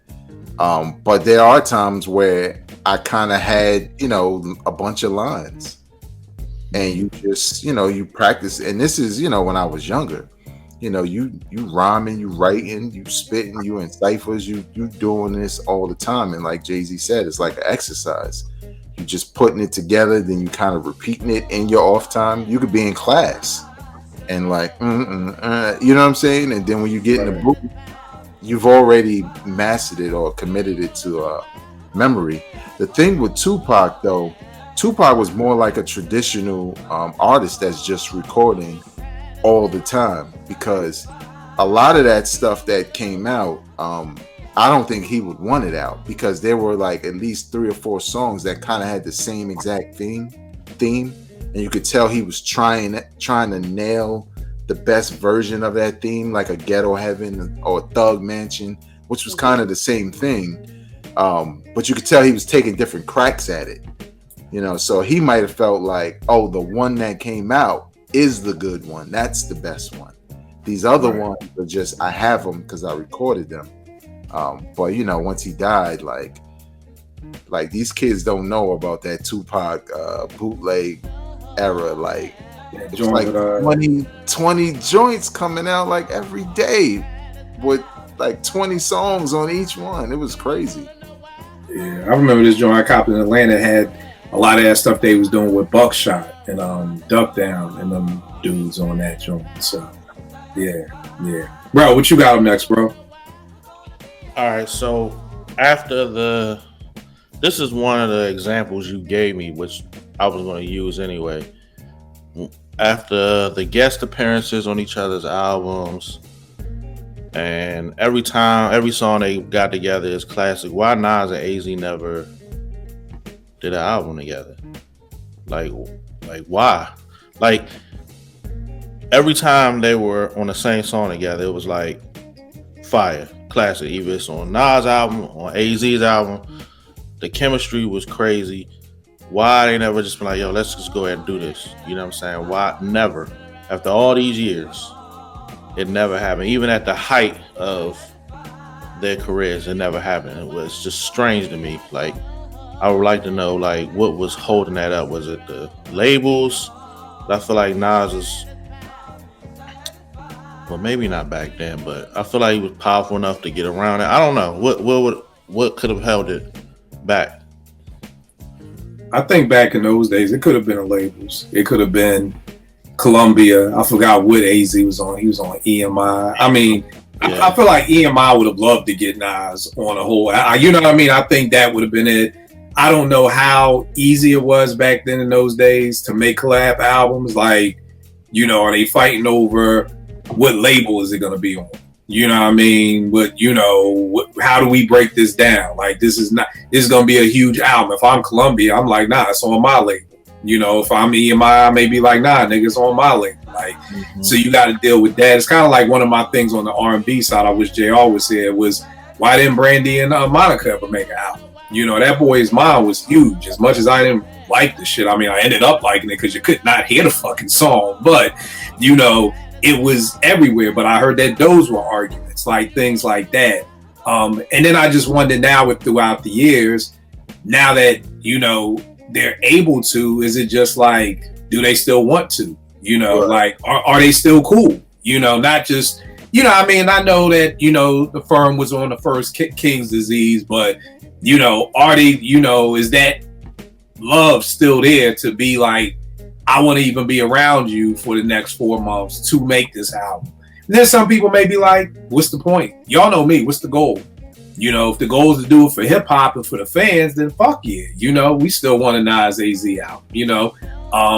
But there ain't gonna be no real money in it probably like that. You know what I mean? And so I don't know. But the only thing I think of back in the day was just probably just label politics and stuff like that. What was the firm on? Was that on Columbia? Yeah. Okay. Yeah. I'm sure Steve Stout had his hand in that too. So, you know, so it's weird because we got the firm album. So it's almost like, you know, could we etch out a little time for a Nas and AZ EP, you know, while we out here doing the firm album? But I don't know, Veg, what do you think? The firm's on Aftermath Interscope. That was on Aftermath Interscope. Okay. So, like, I would be intrigued how, like, Columbia was okay with that. You know what I mean? Or, again, it's a Dr. Dre, Jimmy Iovine, but Columbia and Interscope being two different labels, I feel like owners be beefing, you know, behind closed doors. So, again, maybe... You think it was some financial compensation Columbia got with, like, it might be, or it may be, okay, we're gonna do something on my label, you know what I mean? But again, it's almost like right now Nay is going to the prom with her friends and niggas is arguing, the limo gonna come to my house first. No, come to my house first. Well, go to you last, and you just got all these parents. I thank God for T, because I ain't in it, but they've been going back and forth on, well, who's the limo gonna come and who gonna do what, who gonna get the limo, where we gonna take pictures. And so again, it's just natural fucking prom, you know. So you looking at labels and they're thinking about, yo, Nas just did it, was written, took double platinum. You know, I want some of that on my label. I want some of that in the house with me. Dre is the man, so maybe he pulled some strings with the Aftermath thing. But I mean, I think back in those days, I could only imagine that could only be it. Meg, what do you think? I think the same thing. I think because AZ was on Math Hoffa podcast. And he asked about stuff like that, like, you know, like a new firm album. And AZ didn't want to even answer half the shit. He kept, like, you know, deflecting. But he did, in a lot of ways, talk about, you know, it got to be right. And he was talking about money and points and stuff like that. I think back then, if you look at how much Nas was on his debut, and it didn't, you know, AZ's debut didn't sell like that. And then you do the firm with him, and that's kind of like a flop. It could play into that, right? Where they like, look, right, we got the big joker. Okay, we Columbia Records. We got us. I don't care how cool he is with him. You know, we can put him on a song here and there, but we're not gonna keep giving y'all the charity of, you know, having him perform and write and all that over there. So kind of sucks, but in a lot of ways, I don't know if I would want it now. You know, I would. I mean, I would listen to it. I wouldn't be like. Now, see, bro, I'm shocked because I know you love AZ. No, So I I'm love shocked. AZ. No, I love AZ. Love Nas. I just think I would listen to it. I wouldn't be how I would be years ago, like super excited for it. You know what I'm saying? Right. It would be cool. I'll be like, all right, bet, and you know, and listen. But years ago, I'd have been ecstatic for something like that. You know what I'm saying? And that's no diss to neither one of them because I'm a huge fan of both of them. It's just times has passed, and you know, things change and it dies down. So yeah, I was disappointed in that AZ Buck Wild out because I was like, yo, I thought that shit was gonna be crazy. I was like, yo, I think maybe 2 or 3 songs on there that like really stood out to me. And again, nothing whack, but it's just like, damn, like I'm thinking, all right, Buck Wild, like AZ tapping in with one producer for a whole album is Buck Wild. But sometimes I forget, Whoa was what, 25 years ago, 20 years ago? You know, you hear a lot, and that's the thing, you hear these names like, oh, Buck Wild, bet. Like, it's like not even realizing, like, yo, I heard a banger from Buck in probably about 20. That's a lie. He got a joint with Saigon and Benny the Butcher. That's crazy. That's fucking bananas. But outside that one song, I don't know. Hey, what about you? Why you think Nas and A ain't never hook up? I mean, I don't know, but the label conflict and the way you and Vegas explained it makes the most sense. I mean, I can't see there being any type of like internal conflict between the two that would have hindered it. I think I'm going to chalk it up to label issues. I think that sits best with my spirit. But at the end of the day, like, I think that I would still personally be hyped for a Nas. Like, if they said that Nas and AZ are going to drop Friday, I'm hype about it. I'm still hype about it because I love AZ. That's my guy. Like, I love AZ. I've loved all his albums. I love the Firm album. I feel like I'm the only person that loves the album as much as I do. So I think that they're dope together. I think they have the chemistry. I think they just need to find it. So it sucks. I'm glad that Rel brought this up. I wish that we got it earlier because I think more people would have been hype about it if we had it years ago. But for some of us, I mean, I'm still holding out. I know it's not going to happen, but I would love for it too. So I think the thing too now with a lot of people is one of the things I said years ago when Nas and his Wu-Tang tour was going out before any of the KDs dropped. I was like, yo, we may get a dope Nas album just for the simple fact that he's going to be on tour with Wu-Tang. Like, he's going to be around hip-hop dudes every day. I think a lot of these dudes just ain't in game shape, man. You know, like, I don't know how I don't know how y'all do it because y'all are basically by yourselves. You know what I mean? Vague, when we were at Morgan, it was hip-hop every day, 24 hours a day. You wake up to hip-hop. You know, your roommate's playing something. You're writing rhymes. You're in ciphers. You're at strictly hip-hop. You're at the club. You're on the way home from the club. You're rhyming. Like, you're literally around it every day. Your pen is getting sharp. You got to be sharp because I got a cipher. Niggas may be outside the club. They may open up the mics on strictly hip-hop. Whereas now, niggas married, kids, living, you know, kind of towards themselves. So it would be hard. I would want Nas and AZ to kind of like chill together for a minute. You know what I mean? And kind of kind of like when Luka and Kyrie got traded. It was like it wasn't working at first. And it was like, oh, is this going to work? Now you see them, what, a year and a half later, these dudes look like fucking Isaiah Thomas and Joe Dumars in the backcourt. You know, like, I think it would be an incredible album with the right production, but they got to be in game shape, you know. And I feel like Nas is in game shape. I don't know about AZ. You know what I mean, or things like that. But you know how we do it. Well, I can speak for myself. What are we doing right now? We're on. Oh yeah, definitely. Yeah, that's what keeps me. That's what even got me back recording. To be honest with you, right. Like, you got to be around that energy. The average person our age probably doesn't get to talk hip hop too often. Maybe you got that one coworker at your job, you know, that during lunch break, it's like, yo, did you hear the new KD3? You talk about it for like 10 minutes and then, you know, you go back to doing your job. You know what I mean? So, like you said, just being on here with other hip hop heads is why I love every Thursday. Like, by the time Thursday comes 8:50, I'm like, oh, I'm tired as fuck. 9 o'clock hits, and it's like, the energy is back because we talking about this culture that I love. But a lot of people don't have the opportunity to even do that. You know what I mean? So, you know, I would love it, but I would definitely want them in game shape. Here's a question I got. Why couldn't Ray come close to making another Cuban Links? Why couldn't Smith and Wesson come close to making another Deshaun? Like, you know, we got Cuban Links too, which I'm happy about. It's like 142 songs. You know, we would trim that down to about 18. Probably would have been 5 mics for me. But I think Ray's had out like 8 albums. You know what I'm saying? And again, I'm sure they were good or solid or whatever synonym we want to use, but they weren't in that same vein as Cuban Links. And again, I'm not even talking about like make another Illmatic, but it was 5 mics to me. It was good. You know what I mean?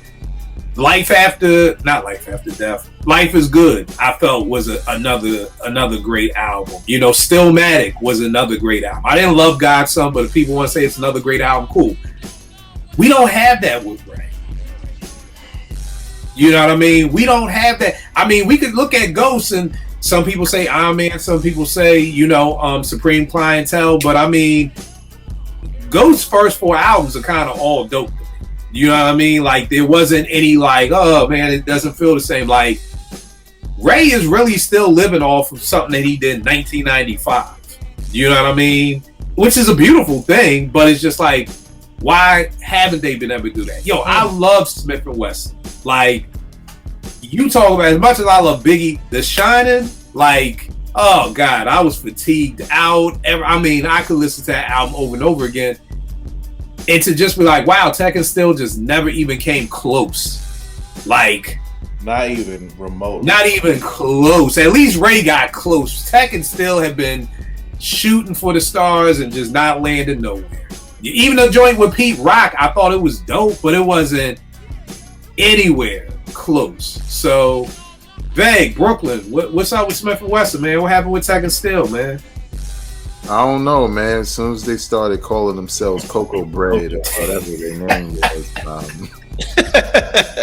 he said, naming yourself after a goddamn Jamaican beef patty, you know, is not that's already sinking yourselves, man. Yeah, I think with both the Wu and Boot Camp all together, but specifically Smith and Wesson, the minute they kind of got away from the signature sound, it took a little steam out of it. Because Ray did it right away with popularity. Yep. And then when you got the Cocoa Brothers join, it was kind of like, this is just a different group. It's different music. It was just, the vibe was gone that we liked about them. And it was so, like, for example, Raekwon really only has one whack album. Because I've listened to the other ones, right, and some are better than others, right? But the one right after Cuban Link 2, that one was really dope. But which one was that? Feline? No, Shaolin versus. I know what you're talking about. Right. The red cover, right? Like, that album was hot, and I thought that was the perfect. Okay, I dropped Cuban, I messed it up with Immobilarity, I got him back with Cuban 2. Now let me keep that trajectory going. And I think he did, but I think this is like this mystique. Like, put it this way, that album had a lot of dope beats.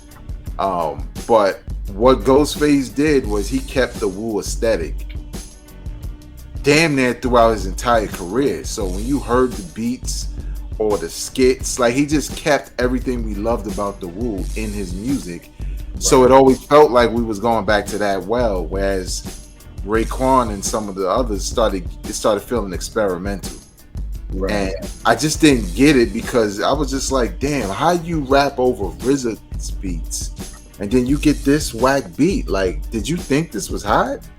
You know, were you picking the beats, or was RZA telling you gonna rhyme over this or that? Right. You know? So, I mean, And I'm gonna do because I did a tier list or rating of the albums for Ghostface a while back. I'm gonna do one for Raekwon because I just think not enough people know about those albums. Right. But I think that's the key. It's the signature sound not being there. And I'm with you, man. Every time I see anything Smith and Wesson, Cocoa Brothers, I'll be ready. And it's just like, I don't even know. I tried with the reggae album. I was like, fuck it, I'll take anything y'all niggas got. Like, right. You know what I'm saying? Like, I don't know, bro. What you think, man? Bro, Vegas said that shit perfectly, bro. Straight away from the sound, what that got them there, bro. Like that, like Ray really went left with a mobility, and like the best song on that album to me is Sneakers. Now, Pete Rock produced that, but what does it sound like? Listen to the beat, like yeah. You know what I'm saying? Like, so I think I don't know if it was experimental or what, but it didn't work. Basically, right. Smith and Wesson. As soon as the name changed, I was like, "This is not gonna be good." I just felt it. Like I didn't like the name, number one, and I just felt it wasn't gonna be good. And it was. The interesting thing is, like, Boot Camp as a whole kind of had that type of thing where it was like not the same after a while. You know what I'm saying? Like, you know, you had Sean Price resurrect, but you remember like kind of like Black Moon kind of, you know. Nigga, I remember the Boot Camp was my shit, man. Like Vague said, once the Beat Miners left, I'll never forget that album For the People, because that was like their first compilation album. I was like, yo, this shit gonna be crazy. I played that shit was horrible. Like they weren't using samples and the beats were bad, and like you said, it just. And then when you think of Cocoa Brothers' second album, the only songs I fuck with on there was Bucktown USA and Spanish Harlem that were produced by the Beat Miners. You know what I mean? So it was kind of just like, you know, we right back to where we're at again. Like I played Spanish Harlem with Tony Touch and Hurricane G, R.I.P. to that. Like that's my shit. You know what I mean? But like Vague said, so you know, just I don't know how you can even come close to that. And then another one, why did J. Rue and Group Home stop rocking with Preem?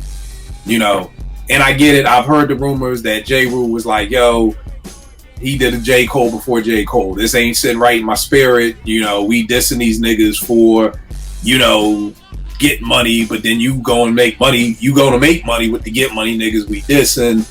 You know, I heard that Group Home was like, yo, you gave us whack beats. You need to give us them beats you was giving Biggie and Nas, them niggas going platinum and everything and da-da-da-da. But it was like they wasn't understanding, like, nigga, these niggas ain't going platinum and triple platinum off for unbelievable. Nigga, like, I'm just here for the ride. Like, so again, these are just like rumors I've heard.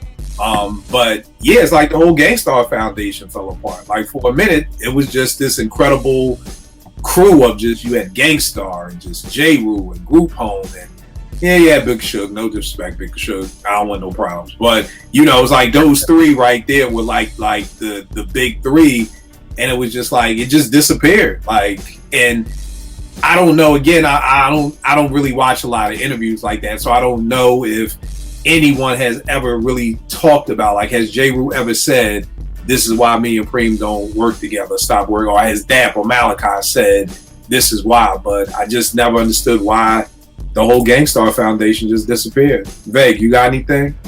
Yeah, I didn't know that, to be honest. I always wondered why, like, after a while, you know, because J. Rue put out other albums after Aftermath, and I always wondered, like, you know, did Preem say, yo, you know, I'm in demand, you know, price going up or whatever. Right. He just kind of fell off. But I think in a lot of ways he has a good point, because it wasn't like Jay-Z, Nas, and Biggie just accepted beats from Primo. Like, they were fucking with him heavy. Like, they Indian, right, and they, you know, you could tell they cool. Like, so, I mean, I don't know what J. Rue want him to do, right? He's a producer. He's gonna produce for other people. I mean, they shit is dope because they're dope. You know what I'm saying? Right. And your stuff was dope. So, but you know, that's what happens, man. Don't be dissing Biggie. You know what I'm saying? What are you doing? Right. Yeah, and the group home shit, man. I forgot one of my peoples in the game back in the day told me that, and it was just like, yo, like these niggas don't even realize that Preem, like most people say, that's Preem's dopest produced album. Like, you know what I mean? And y'all, you know, you're mad, but then again, I can see it from you just some hood niggas. You don't understand. You just like, yo, you do beats for Biggie, he go triple platinum. You do beats for us, we ain't sell shit. Like, not understanding how this game works. Like, nigga, first we on payday, if I'm not mistaken. You know, like fucking Big's on Bad Boy. So we could just start right there with that. You know, but trust me, this album did not go platinum, not because of my beats. Trust me on that.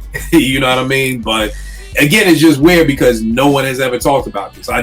Unless J. Rue is going into interviews with, I don't want to talk about Primo, I don't understand how someone couldn't say, oh, why'd you stop messing with Primo? You know what I mean? So, well, Kill, the better question is he going into interviews? That is true. That is true. That is 100% true. Think he would have at least hit Drink Champs by now. Right. I don't even know. Do you think he's Drink Champs level though? Like, I love J. Rue to death, but I just don't even think people who would watch Drink Champs would even really. If he had Mike Geronimo on there was some people on there that. That is true. There was some people on there that. Yeah. That's true. See, I almost felt Mike was on there for like some Herb Gotti drama. Like, I just want I want some drama, and I can get the behind you. But you're 100% right. If Mike can make it, J. Rue damn sure needs to be Mega on was there. Like, Mega was on there. And like you said, J. Rue, like your question, because I'll give Nori that. He be asking those kind of hip hop questions where he like, yo, what happened? Right.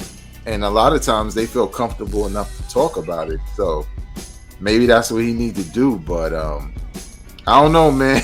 I just remember, first of all, again, it took me years to listen to Rap Math, because once he started dissing Big, I was like, man, fuck this nigga. And then I saw him when I used to work downtown Brooklyn, and he rolled in on a bike, and I'm like, is this the nigga that's talking? Before J. Cole, he had a bike for J. Cole. Bro, what you think, man?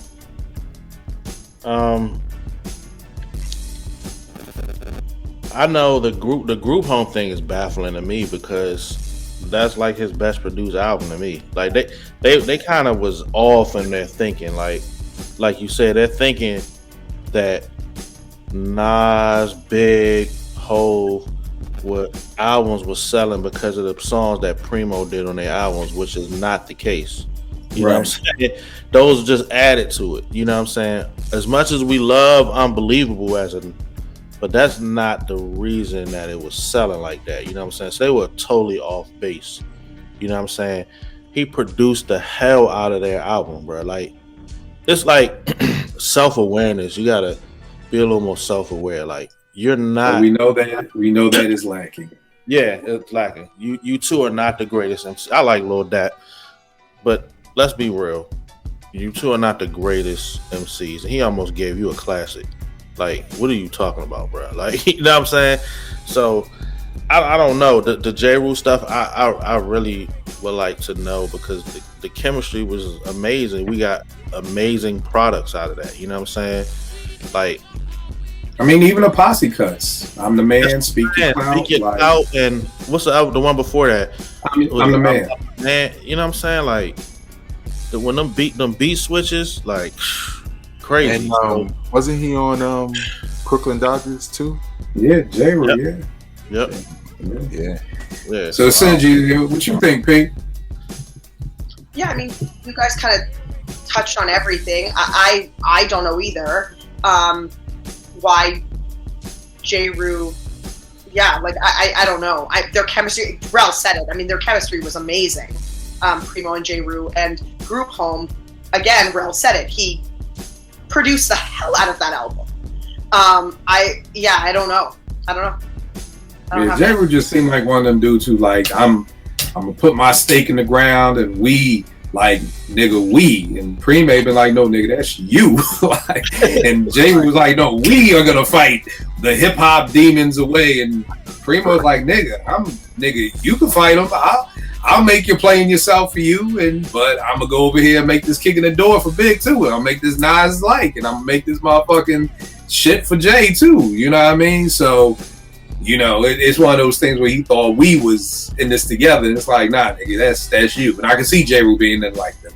I banish you to the realms of fucking, I don't know, you know, like, I don't know, some Afu Ra mystical shit. Like, I ban you away then. I have a question. Why did MCs try to, like, just while you're saying this, Kill, like, in my mind, I'm thinking, why was it that MCs tried to keep these, like, producers hostage? Like, what was the reason? Was it because, and what gave them, like, I can understand off of, like, the label side, the business side, the money side, but, like, don't you think that, or I'm just thinking, maybe I'm wrong, I mean, school me, but I'm just thinking that, doesn't it occur to J. Rue that, like, Preem is gonna go produce for, like, he's producing for you, he's producing for Guru, he's producing for Big, he's kind of got his hands in a lot of different projects. Like, why are you under the impression that you can hold this producer in the prime of his career, really at the height of his career, hostage like that? You know? I think it's about how you're raised. And again, this is J. Rue thing. Like I said, I just think J. Rue is one of those MCs that were, like, very firm in what he believed. I'll give you a quick example. My aunt, I had beef with, like, a long lost aunt, and she did me dirty, and my aunt was still talking to the long lost aunt, and I was like, yo, what the fuck? Like, this, like, she did me dirty. Fuck is you talking to her for? Right. You know? Now, somebody else would be like, oh, that was y'all beef. Right. Don't worry about that. Da-da-da-da-da. Where I'm like, yo, we fam. It's just me, my mom, my uncle, my aunt, and my grandma. There's only 5 of us. So it's like, we're a close-knit crew. So it's like, fuck that. Like, if they got beef with me, you should have beef with them too. If that's J. Rue's mentality, like, nigga, yeah, you make beefs for them, but we Gangstar Foundation. We Gangstar. This is our crew. So if I got beef with them, nigga, you need to have beef with them because that's our crew.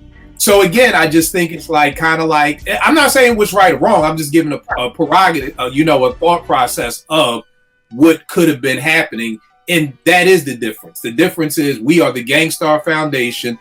We are the crew. You know, maybe Duck Down was like, hey, I remember the Wu. Didn't the Wu have a problem with Meth doing a song with Big? Like, nigga, fuck you over there doing songs with him for? Like, we're the Wu. Like, you know, or Duck Down. Like, yo, if we got beef with them niggas, then you got beef with them niggas type thing. So I'm thinking maybe that's why. Because in any other situation, if it wasn't crew, I don't see why somebody would be like, yo, don't go make beats with them. But again, that's why I said for J. Rue. It's because J. Rue just strikes me as one of those people who was very much into what he believed. He was firm into if we made, because you made the beat and I wrote the rhymes, we made you're playing yourself. How the fuck do you then go to the studio and record with the niggas we just dissed? Like, whereas Primo could be like, nigga, I just made a beat for you, nigga. Like, I'm not in the middle of that shit. Like, I'm just, here's a beat, you know, and J. Rue is thinking, and that's why a lot of friendships and family situations, like I just named. I mean, me and my aunt are cool. Like, it was just like, all right, whatever. But I did feel some kind of way, like, yo, she did me dirty. Fuck is you, and she's some long lost aunt. Fuck is you not riding with me for, you know? So maybe that's what happened. I maybe. Vay, what you think? I was gonna say, I think also what probably plays a role is like, you gotta think about the time and how old hip hop was, and there was this thing that was going away where the in-house producer, in-house DJ was like, this is our crew and that's our DJ and that's our producer, and there weren't many people like, you know, doing the, oh, I'm gonna go over here and produce with this crew or that crew, let alone if you felt like you personally had a problem with them and the type of music they made. But I think at that point in time, you know, it didn't matter. Like, you got Illmatic and, you know, I'm looking at Q-Tip with Nas and Q-Tip with Mobb Deep, and I'm like, this is Q-Tip from A Tribe Called Quest. Like, you know, I'm thinking that's where he is the majority of the time. So I think a lot of that started to happen, and you know, some people just felt like, you know, they were losing the house producer, or that they wasn't going to get his best now that he had an opportunity to give it to others who were more successful. And, you know, maybe that's what it played into, but I don't know. I've heard that Guru had some issues with Preem over that. You know what I mean? Like, nigga, you gave him that beat, or I've heard Guru felt some kind of way about, like, well, you making these songs with Jay and Nas, can I get a verse? Like, you know, like, hook me up. And Preem could be like, again, dog, I'm just the producer. I can't make Jay-Z give you a verse just because you in my group. And Google may have been like, well, nigga, I'm in your group. Why? We need to be tag team this shit. Like, yo, if you want a Primo beat, you got to get Guru. Like, so again, this is why, again, friendships fall apart, marriages fall apart, relationships fall apart, because two people have two different ideas on what you should be doing for us. You know what I mean? So, Rel, did you have any thoughts about, you know, why J. Rue would try to kidnap Preem and not want him to do stuff for other people? Yeah, I agree with what everybody was saying, and another, like, the MC probably feel like you can go out as a producer and just work with all these people, but like I can't, like, you know what I'm saying? Like, I got a label holding me back and shit like that. You know what I'm saying? Like, so they probably don't feel the freedom that the producer feels. So it's a little envy involved in that as well, in my opinion. Like, I think another thing. I'm sorry. Guru would be envious of Primo because Primo can go out and produce for all these people, but, you know, under him as himself, like, you know what I'm saying? Like, and I don't think Guru has that same freedom as an MC, you know what I'm saying? So I don't know, I think that might be part of it too. And I think the only reason why Gangstar lasted as long as they did is because it was almost like, okay, we do Gangstar, then you go do beats, I do Jazzmatazz, then we come back and do Gangstar. So again, Guru was one of the few MCs who had something else to kind of occupy his time. It's almost like the husband who's sitting in the crib, whose wife is always out. It's like, when the fuck you coming home? You leaving me here in the crib? I want to do something. Like, nigga, go play basketball. Nigga, go hang out with your friends. Go get a hobby. And, you know, so I think that's the problem. Usually you only have problems like that when, you know, somebody is doing a lot and the other person ain't doing nothing. So it's kind of just like, you know, CL Smooth just sitting around like, what the fuck? Like, I hear Pete rock beats on the radio 24/7. This nigga just pulled up in 2 new Lexuses, and I'm just sitting here waiting for the fucking, you know, new recording budget to come out. Like, so again, you know, I think, you know, they were one of the few groups who had something during downtime. Vague, what you got up next? Who did I just come from? I just said that. So Vague, what do you got up next? I wonder why late in his career, Prodigy did more music with Alchemist than Havoc. Because, you know, it's Mobb Deep. And I felt at one point, you know, it was cool when I saw 1 or 2 projects, but we never got another Mobb Deep album, you know, after he passed. And he was coming off projects with Alchemist, and he just kept doing them. And I always wondered, like, what was the situation in. Now, my assumption, because it didn't never look like they had any beef, was that it was a label thing.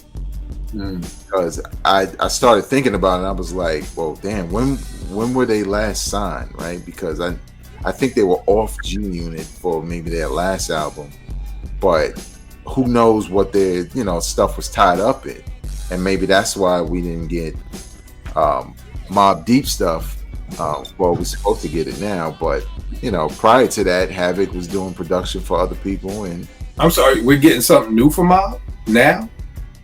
Oh, you didn't hit last year what Havoc said? Nah. He's working on some Mobb Deep. Oh, okay. That's so, what's up.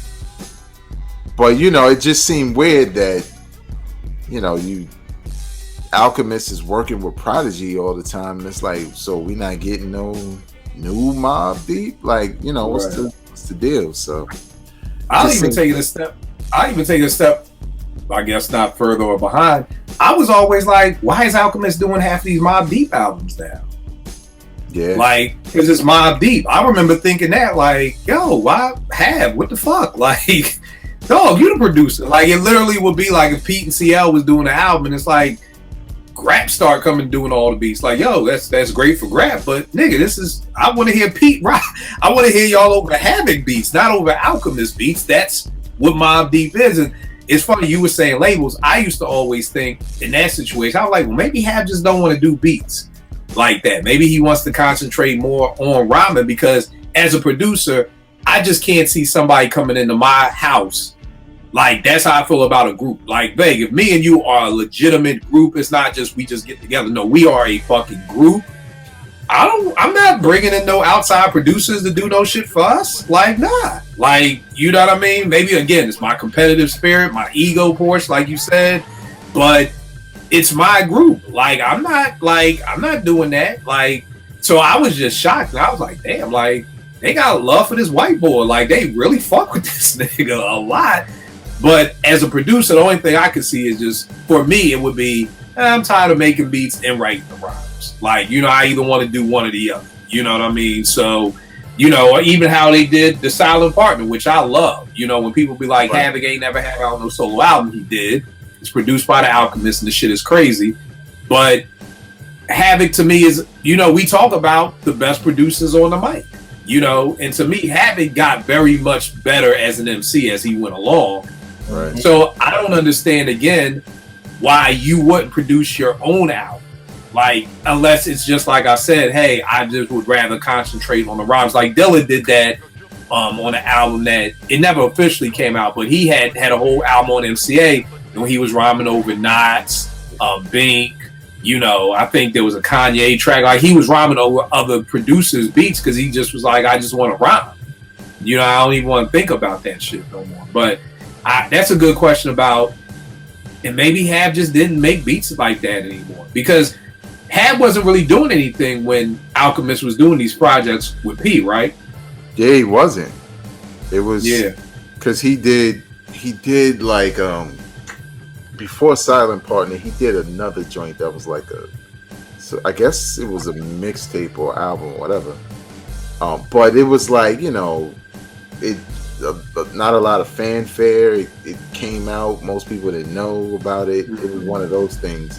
I could see that, because that's what I liked about the Wu-Tang series, because you could see the fatigue in RZA.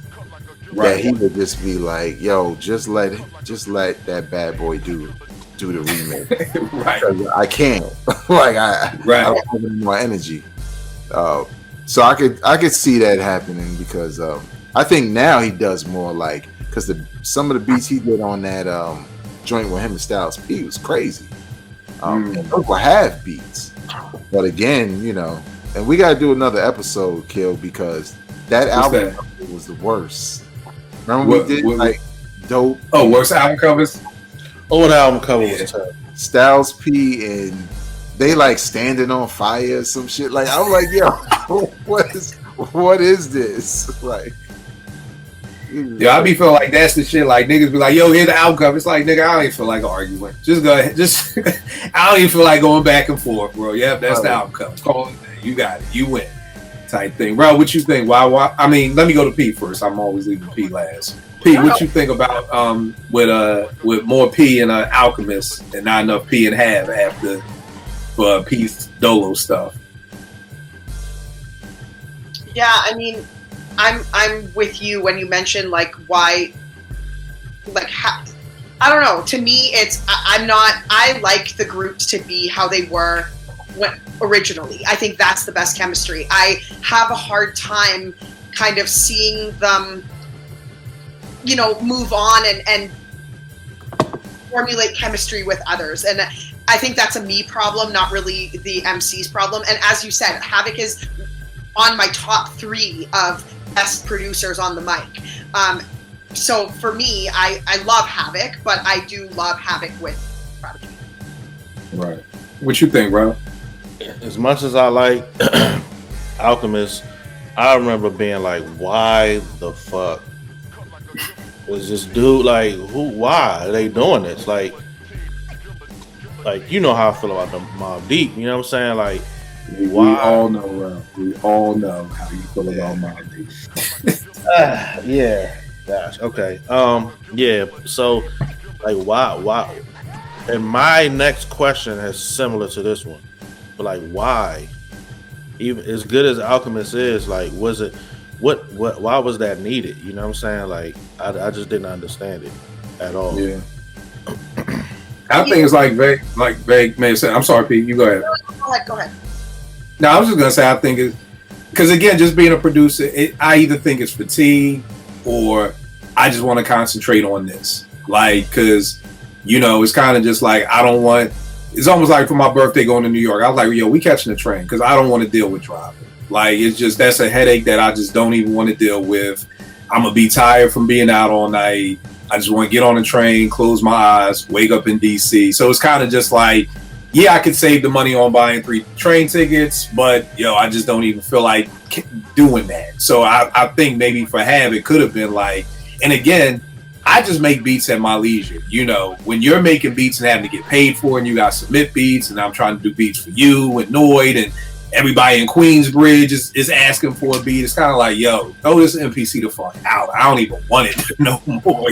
Like, give me a break. I just want to write rhymes. So, it could have just been, because I really honestly can't think of anything coming from a producer's mind to kind of just be like, it would almost be like, I know we got the Uma, but if Tip just said, yo, just Dilla, you just produce all the Tribe. Like, to just give away the keys to Porsche, you're a cook. Most cooks are they want their kitchen a certain way. Don't move my spices. Don't move my this. Don't come in my kitchen. So for a cook to be like, yo, it's yours. Go ahead. Like, to me, it can only be fatigue because most cooks don't like sharing their space or sharing their kitchen or anything like that. I know niggas at work, like, they don't even want you to sit at their desk. Like, don't touch shit on my desk. Like, if you do, put that shit back the same exact way you left it.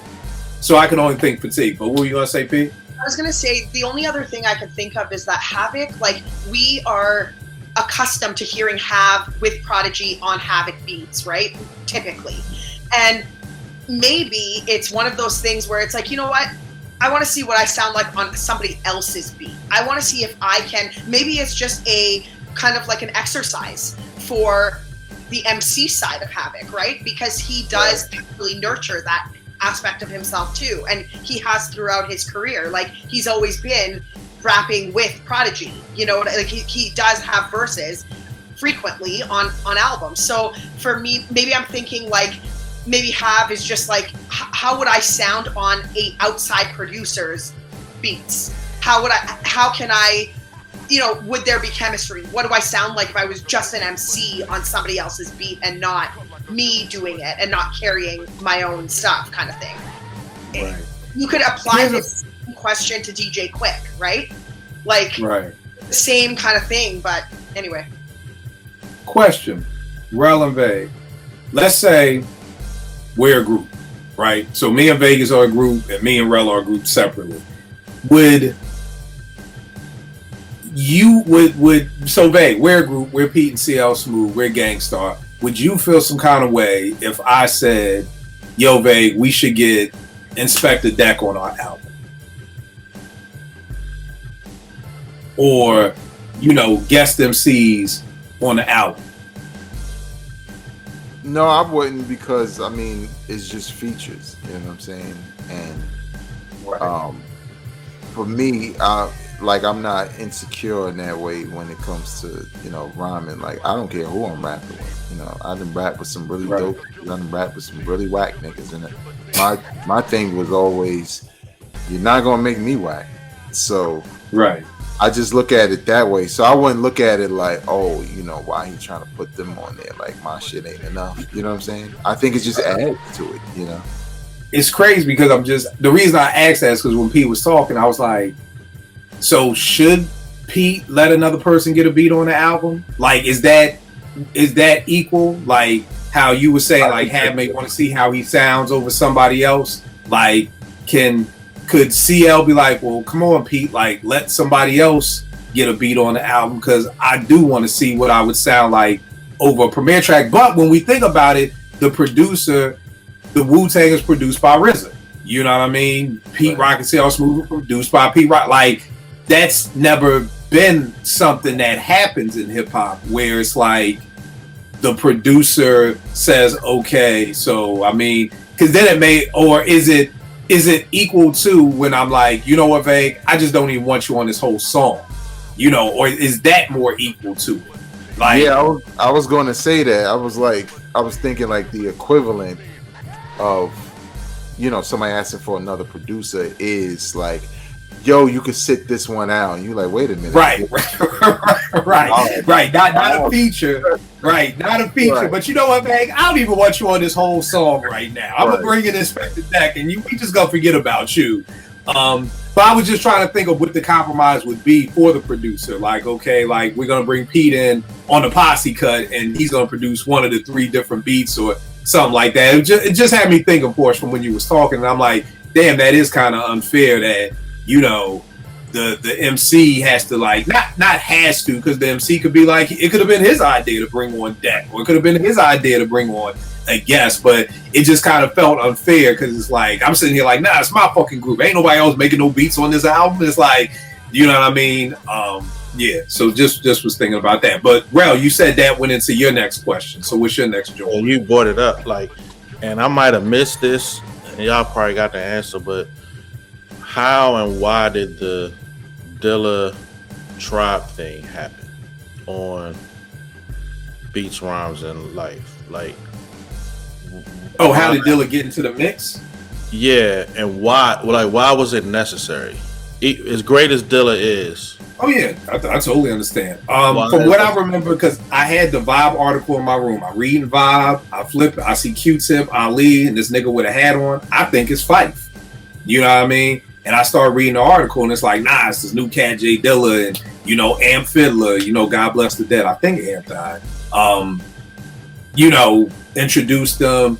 Everybody loved his beat CD. Tip loved it. Started passing around. That's how the Connect got the De La Soul for Stakes is High. That's how the Connect got the Mad Skills. So it was kind of, I think it was like, yo, I just want to form this brotherhood of producers. So it's going to be me, Ali, Shaheed, and Dilla. We're going to be the Ummah moving forward. You know, so that's how it came together. Because again, I remember that Vibe article was hanging in my mother's room for years on the wall. Was it necessary? I don't know. Again, it's is it beat fatigue? You know, like Vague said, you know, oh, that's Tip with Nas, or that's Tip with Mobb Deep. I thought Tip was with Tribe. Like, you know, again, Beats, Rhymes, and Life sounds entirely different if we take all them beats Tip did during them two years of producing for other people, and that's the next Tribe album.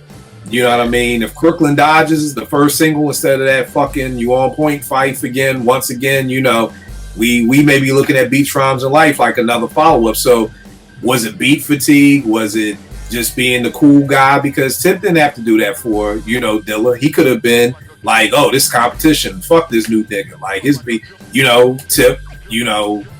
But again, I applaud it. I have no problems at 50 understanding my shortcomings and seeing where I need to grow. I don't know if I'm in a group and I hear another dope producer. I'm like, yo, you need to come do stuff over here. I'll hook you up. I'll bring you Daylight. You take them, and Skills, you take them. I'll pad your pockets. But again, I don't know if you come to fuck with my group like that. You know what I mean? So I don't know if it was necessary. But again, maybe Tip wanted a new sound.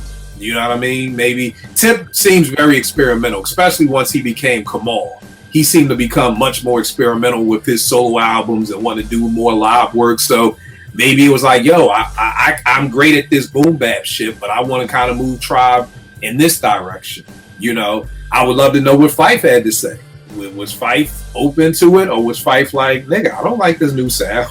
Like, I want, oh my God, an award tour and shit like that. Because again, it's cool if Tip, you're a solo artist and you want to move in that direction, but nigga, you part of a group. Like, you know, I don't know if everybody wanted to move in that direction. You know, Porsche, what you think?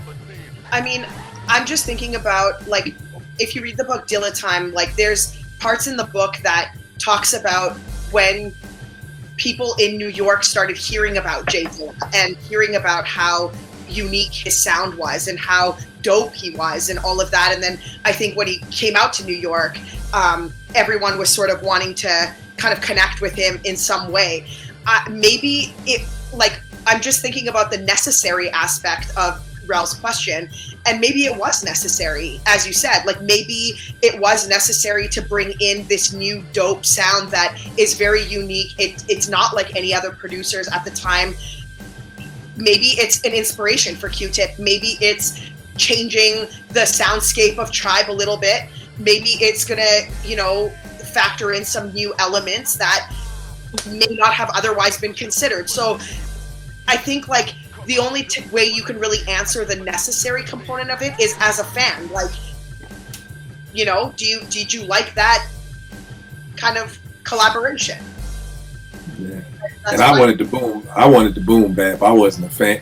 And not to say, you know, there's good stuff on there, but it's just like, again, whenever I pose that question, like, yo, Tribe over Drink Away the Pain, you know, Tip and Fife over Temperatures Rising, you know, Tip and Fife over that Crooklyn Dodger beat, you know, even the Get Down remix, I just felt like that sound was Tribe and they kind of went away from it. Vague, what do you think?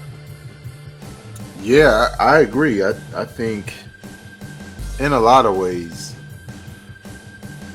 it felt different. I know when I got that album, it felt off because of the sound, you know, because it was different. Like I don't dislike beats, rhymes, and life, but it was very different.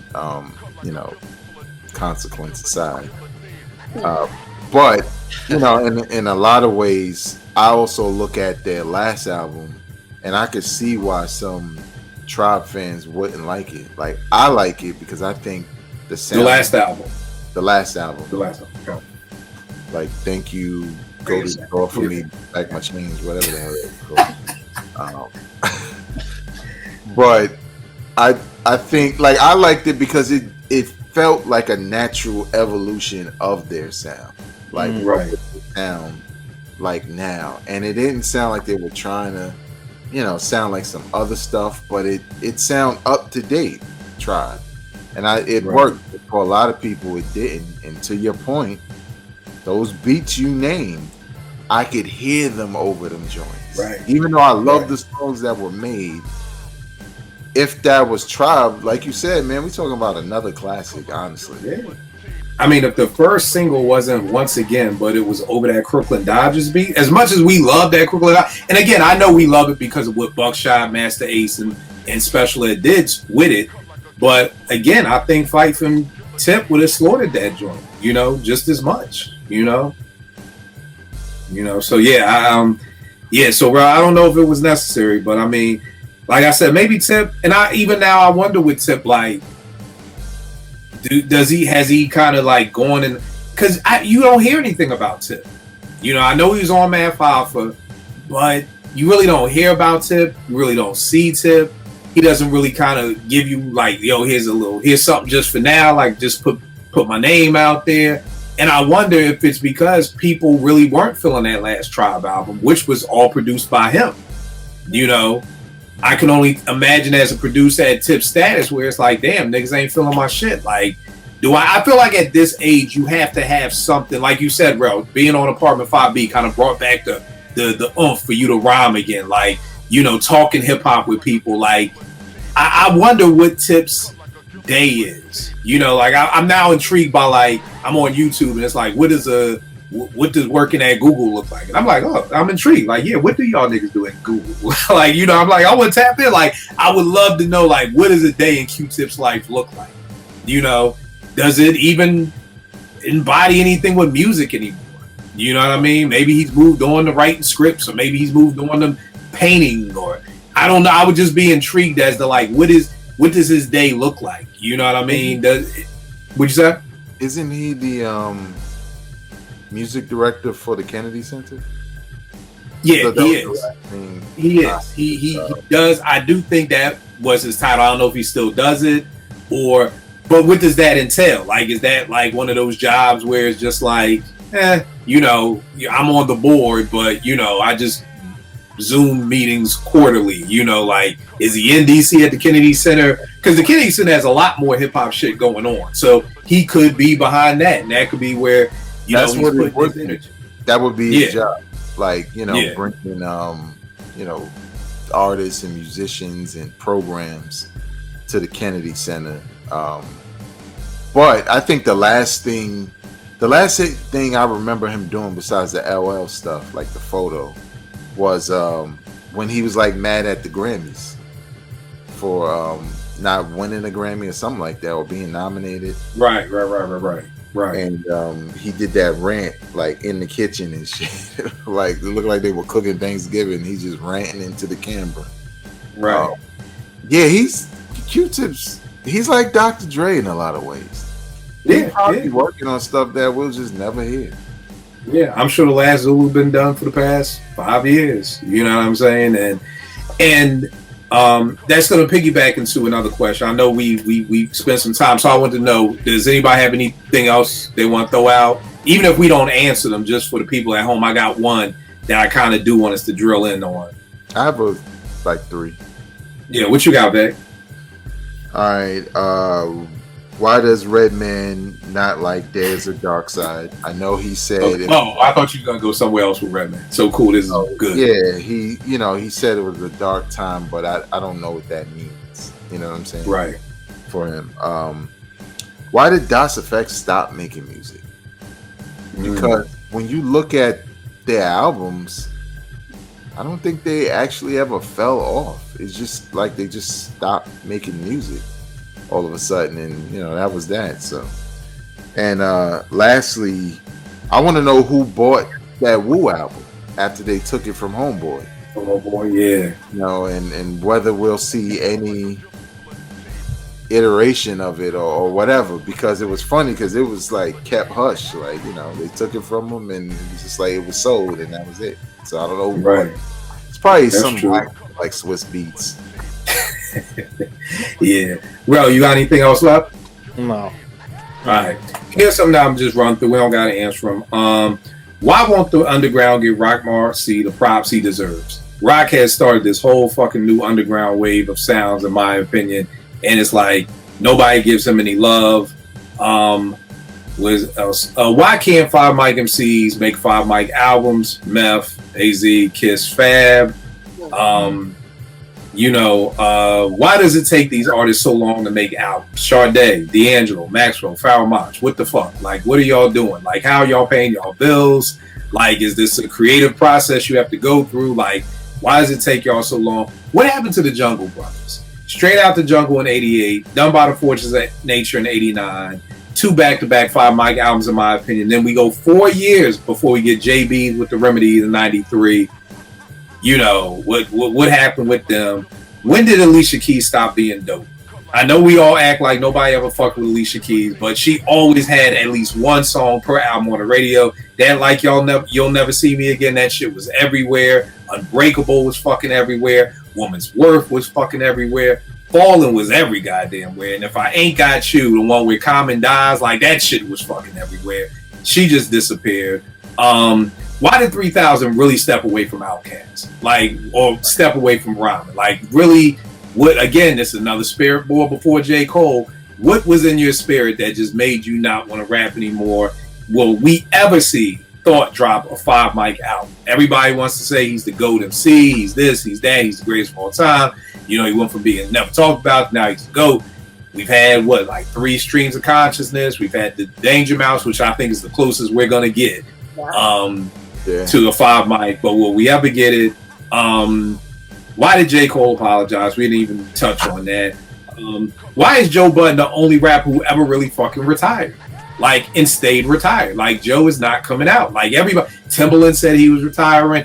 And what made me think about this, because my homegirl hit me and was like, yo, Kill, Nas is doing the 30th year anniversary Illmatic with the orchestra and Wolf Trap out here in VA in July if you want to fuck with it. And I was like, yo, I swear when Time is Illmatic came out, that movie came out, I was at the Lincoln Theater in DC, and that was supposed to be the last time Nas was performing Illmatic. That was the hype around this is it. I don't never want, don't ask me nothing about Illmatic again. I remember. And now we're right back at it. Like, yo, y'all niggas be the money.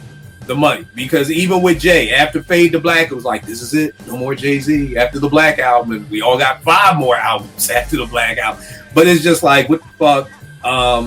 And why? This kind of ties into the one I do want to talk about.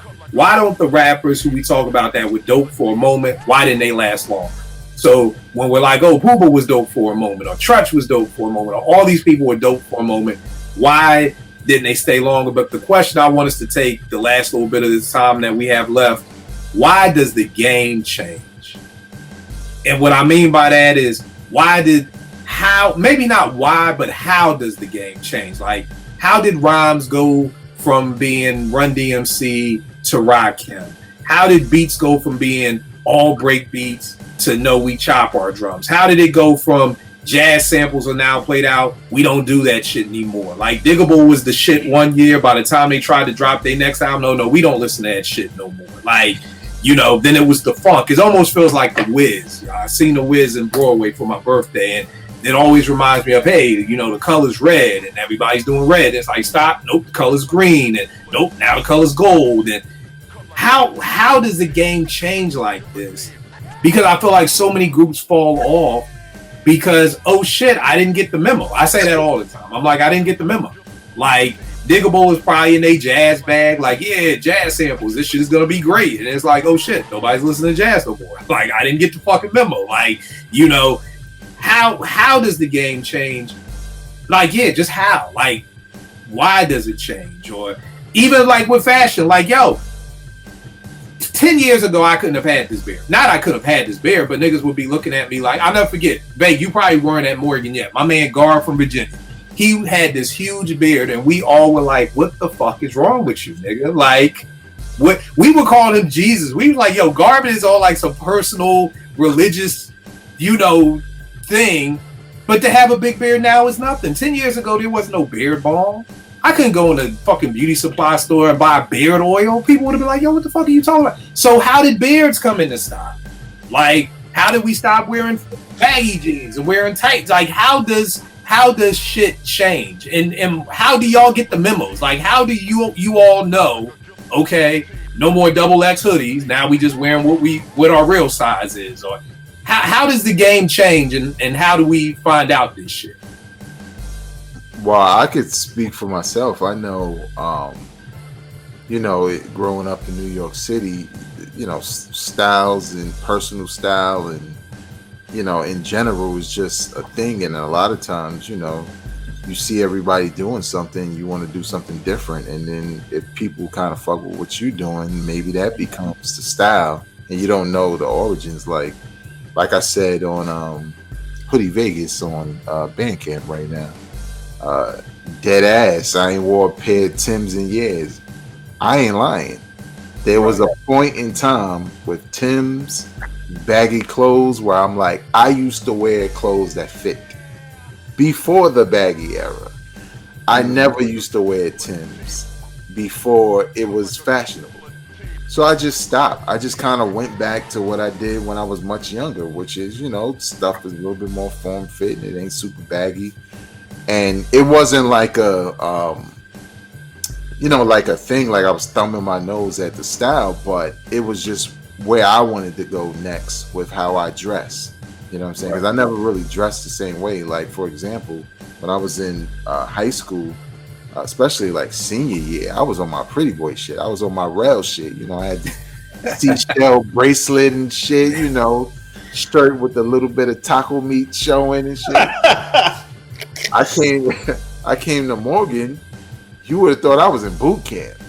I had the Timbs, you know what I'm saying? I used to wear a headband, hoodies, North Face, all of that. And it's just that, sometimes things evolve and, sometimes somebody's doing something in a way it look dope and then everybody does it. And I just for y'all watch it because it makes me mad to this day. Jay-Z did not make the Yankee hat famous. Okay, we been wearing them shits. He can tell y'all whatever he want. He did not make other people wear it because I saw it outside of New York even before he said it. But let alone in New York, especially as a Yankee fan, we were wearing that. But I think that's what it is, man. I think it's trends, right? Like just certain shit. You might see somebody that just wears their sneakers in a different way. You're like, you know what? It's a practical way to wear that joint and look hot. I think I'm gonna start tying my shit up like that, and it just happens. So, yeah, I'm just always stuck. Like, even from the music standpoint, like there was a minute when jazz hip hop was in. I remember '93. I would go to the studio. I just and it was like literally like making a hot dog. It's like I need a break beat. I need a bass line. A jazz doom doom doom doom. I just need a nice little bass line. Need a nice little horn. Boom, beat is off. Like, you know what I mean? A year later, it's like, wait a second, we ain't doing this no more. Well, what? Like, who makes these decisions? Because, like you said, Vegas, not just like one person saying, you know, I'm gonna start wearing my shit more fitting. It's everybody who just now is like, yo, we don't use jazz no more. And it's just like, well, where'd the memo come from? Like, this before the internet, so it wasn't the email that niggas put. Like, how did this just switch? I mean, I think Guru and Premier did a great job because Daily Operation is a heavy jazz influenced album. But then you move to Hard to Earn, and it's like, this shit is just mass appeal in the planet, and, you know, suckers need bodyguards, and it just was this complete flip. But it's like, that's what I would love to ask Primo. How did you know to do that? Because someone else may have just did with Diggable Planets. We just gonna make another Daily Operation. Like, how did you know? No more looking for bass lines. No more jazz bass lines. No more echoing horns. We're not doing that no more. We're doing this. Because I feel like if Hard to Earn was a replica of Daily Operation, that may have been it for Gang Starr, bro.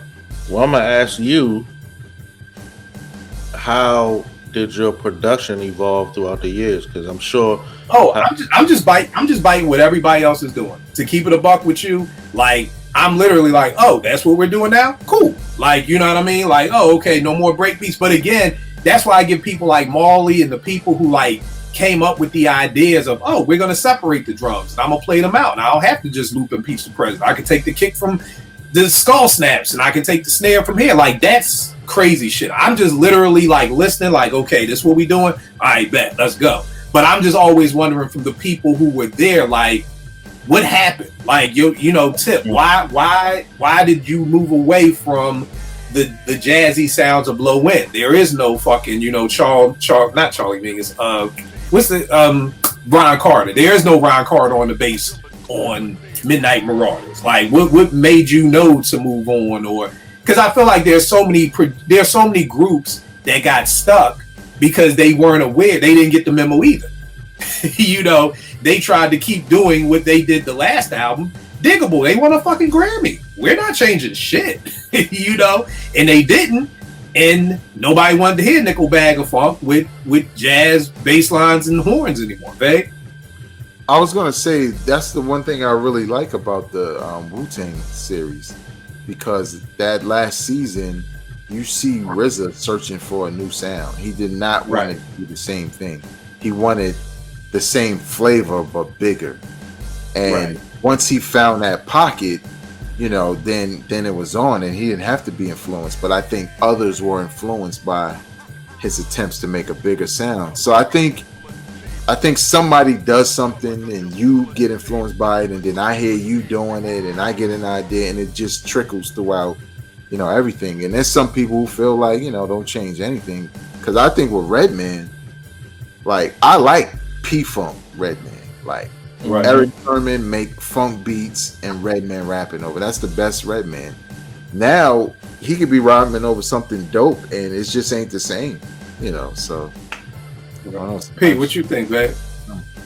I honestly was going to say exactly what Vegas just said. I think somebody does something. Somebody is always going to be the one who takes the leap and tries something new. And it's sort of like you throw, like you throw things against the wall, and if it sticks, then you kind of do it. And then other people are like, oh, okay, well, if so-and-so did it, then I'm going to try it. I think Vegas nailed it when he kind of said that. And then when it comes to rhyming and stuff, I mean, we know the story of Rakim and how he came with this totally unorthodox, totally different rhyme pattern and actual mechanics of rapping. And people were like, oh, we like, you can do that.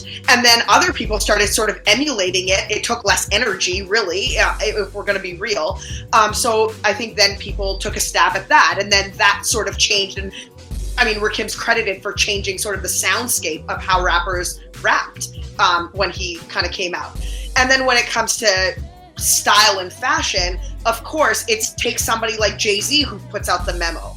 We're not wearing, what is it, no jerseys, we're fresh set of button-ups. Like, now all of a sudden everyone got the memo. Everyone's putting their jerseys away, and everyone's now buying these button-up collared shirts, and now everything's become a little bit more formal and form-fitting. Did Jay-Z start it? Probably not. I'm going to say absolutely not, but Jay-Z definitely was the one who put out the memo, and then everyone's like, okay, we got the memo. So that's, I think with fashion, it's a little bit easier to sort of kind of find the root of it, because it's always going to be like an influencer, whether it's back in the 90s when influence was on a music video or it was a lyric, or now when it's social media and, you know, it's going to be on Twitter, or you have a large following, and so your followers and swallowers are going to do what you do or what you say, and then it just takes off from there. So that's sort of what I think. Now that makes perfect sense, because I'm thinking about Timbaland. Like, the first time I heard 1 in a Million, it was like, yo, what are these drums doing? And now next thing you know, everybody's doing Timbaland's drums, you know what I mean? Or the same thing with Dilla, you know, when it's like the whole touch of jazz joint and flowetry, all that shit just sounded like Dilla, you know what I mean? And people take away wrong with it, bro. And it's not always positive at the beginning. Like, you got to be willing to be ridiculed for it. Like, because I'm sure they'd be like, why is this dude rapping so fucking slow? Right. I mean, yeah, Shannon Marley said, like, dog, what are you doing? Like, yeah, you know what I'm saying? But he saw that through and then changed the way everybody rapped after that. You know what I'm saying? So, right. Well, y'all have to help me understand who brought the beard in there, because I don't remember it being a huge celebrity whoever had the big beard, you know. So we could say Timbaland, we could say Jay, like you said, Vegas, he didn't make the Yankee fitted, but it was that, you know, Jay had everybody drinking Cristal. You're like, okay, we ain't drinking Cristal, now we drinking Ace, now everybody drinking Ace, and all that shit like that. I'm still stuck on, how did we go from the Ice Cube beard, which was the very low beard, to, I remember my homegirls being like, will you cut that nasty shit? And this is just when I had a goatee. I didn't even have the whole beard. I just had a long goatee. And she was like, will you cut that nasty shit? Fast forward 10 years, this is the best thing in the fucking world. But so like something like that. Like, I don't remember any celebrity. I mean, the first person I saw with a big beard was Freeway. And Free's beard wasn't even that big when Freeway came out. And Freeway is not influential in any way to have, because there was a time and point where if I saw you with a beard, I was like, oh, you from Philly. I never forget, I was at Nae's birthday at one of her friends' parties, and the guy was like, oh, no, I'm from Boston. And I'm like, fuck you doing with a beard? Like, I literally asked him, like, why do you have a beard? Like, nigga, you ain't from Philly, because it was only Philly. So I'm still just stuck on, and again, 10 years ago, there were no beard oils, there was no beard balm, there was no beard care, okay, at all. You grew a beard, you just had to fucking pick that shit out every day, and it just hurt. But now, 10 years later, we've got so many beard brands. So does anybody know who brought the beard in the style? I have a theory. I think when it comes to the beard and men's like appearance, I think it's the flip. I don't think it was like a dude that made that happen. I think it was women that made that happen. And what I mean by that is, I like, we all know that men, for some hilarious reason, doesn't matter what the hell it is. If women like it, men will find a way to do it. Whether that's spray paint, whether that's, I don't know, taking a paint roller to their face, whether that's one of the a freaking carpet on their head. Like, I don't know what it is, but if women like it, men will find a way to do it. And I think that to find the root of this, and maybe I'll take on this project if I figure it out, there was a female woman somewhere in the last however 10, 15 years that was probably pretty influential, who said, nah, you know what, I like men with big beards and I like them to be well kept, and all of a sudden men were like, word, like, okay, and everyone started growing out their beards, and they were trying, and they were like talking about how to do that, and then now I'm intrigued, Porsche. Now you got me intrigued. Do the research, because I've literally been sitting here stuck. That makes sense though, because no, it does. It makes perfect sense. The big beard was really a Philly thing. Like if you saw someone, you automatically thought. I remember the rapper Stanley. The first time I saw Stanley, I was like, oh, he from Philly. Oh, and they was like, Cleveland. I was like, yeah, he from Cleveland. What? So yeah, it was like, because growing up in Philly, you saw the beards everywhere. Yeah, like that was just a Philly thing. You know what I'm saying? Like, and then now it's everywhere. Like it's. Yeah. I mean, you see white boys with it. You see everybody has it. So, but I think she's right, yo. I think she's right. I think right, because it has to be. It has to be the flip, because again, there was no influential person. Like you can't, like I could sit back and say, yo, when like fucking Bobby Brown came out, dark skinned niggas came into style, or yo, when Wesley got in on the scene, like, cause like Charlie Murphy said, like that nigga said, we was the darkest niggas in Hollywood, like me and Eddie, like the darkest niggas in 1983. But then Wesley came in, and Morris Chestnut came in, and like there was this influx of, so I can look back and say, boom, that is when dark skinned niggas came into style and things like that. Whereas like with the beard, I'm just still stuck. Like, how did this go from that shit look nasty, it looks scraggly, to like it's now you've got Facebook groups with millions of women just, you know, big beards. And it's not just a regular beard. You can't have an Ice Cube like today's a good day beard. Like that ain't even a beard no more. Like that's a 5 o'clock shadow now. Where back in the day, no, that was a beard. Like Cube had a beard. Like now it's, you know, if you ain't picking it, you ain't got no beard. So Porsche, let's do the research. Let's figure out where it started from. We're gonna get this done. Vague, tell them about the new EP, brother. All right, I got a new EP produced entirely by Kill called Bed-Stuy Vintage Volume 1. It's 3 tracks. There'll be a Volume 2 and maybe a Volume 3. But you know, it's just some hip hop, some boom bap. Starts off with a song called Hoodie Vegas, which is me flexing my MC skills. 2024 is the 30th anniversary of me rhyming, so I kind of wanted to do, you know, a couple of joints that, you know, kind of pay homage to my career or my side career of spitting or whatever. Also have a song called Tell Me Another One. That's my favorite shit right there. Me and Porsche be arguing. She likes Hoodie Vegas. I love Tell Me Another One. I am such a fan of Hoodie Vegas. I actually texted Kill and I was like, listen, I know and I've known for a long time that Vegas could rap. I have never heard Vegas like this. And he was like, word? Like, Vegas raps like that? I was like, no, the F, he does not always rap like that. Like, I like all of Vegas's albums. He does not sound like Hoodie Vegas on anything I've ever heard. That joint I could literally listen to on repeat forever. Like, it's so good. I love it. I love the beat. I love just everything. The flow, the energy, the cadence. It is such a good song. I love it. I love it. 5 mics. 5 mics. I live with it. 5 mics.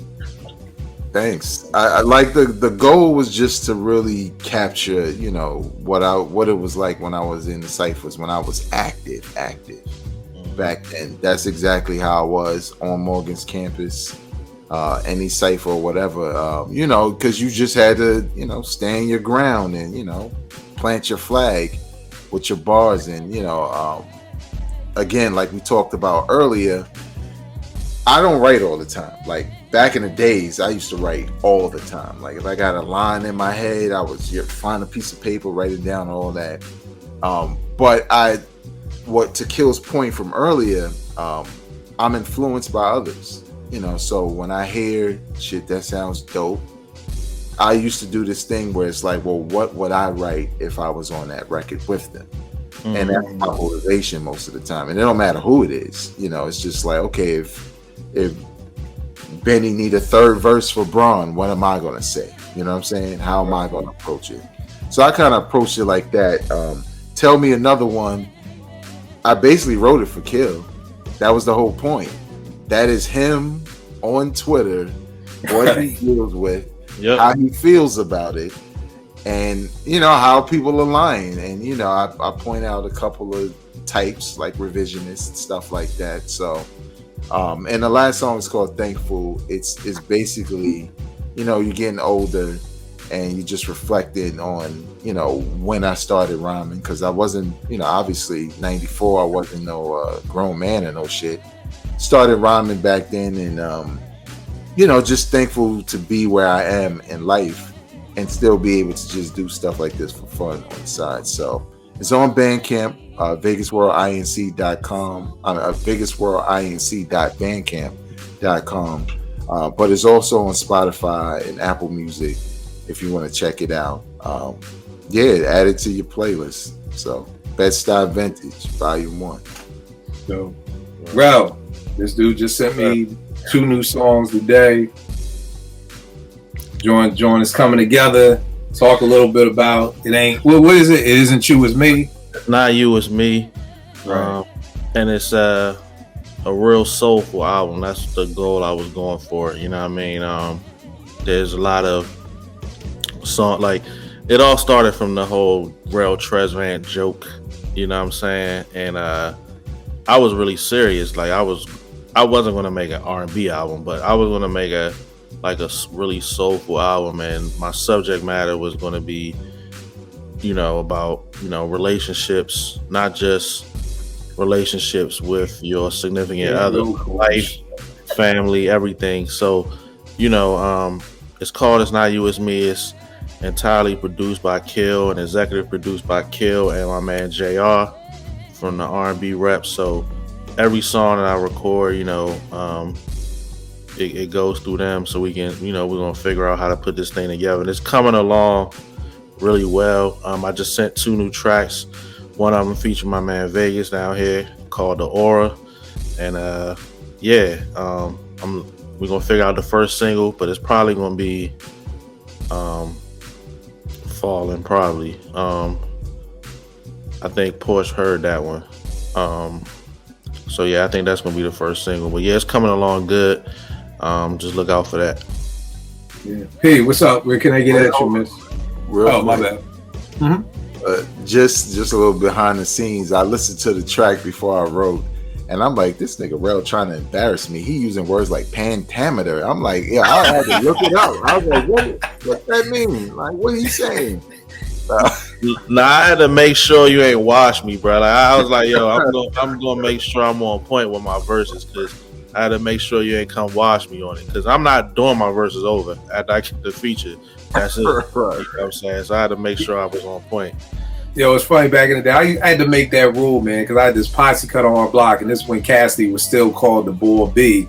And it was like him, Classic, my man Khalil, and they would come over and be like, let me hear what B did. Like, nah, I gotta rewrite my. I'm like, this song ain't ever gonna fucking get finished because y'all niggas keep hearing each other verse and keep going back. Like, whatever we record next time, that's it. Like, I can't do it no more, man. So I appreciate MCs who write like that, because almost the equivalent of like taking pictures now. Like, you take 4 pictures, let me see. I'm like, no, we going back to the old days where you took a fucking picture, you didn't see what that shit was until it got developed. You just hoped it looked good, because we here for 5 hours because we keep taking the same picture 15 times. P, where can they get at you?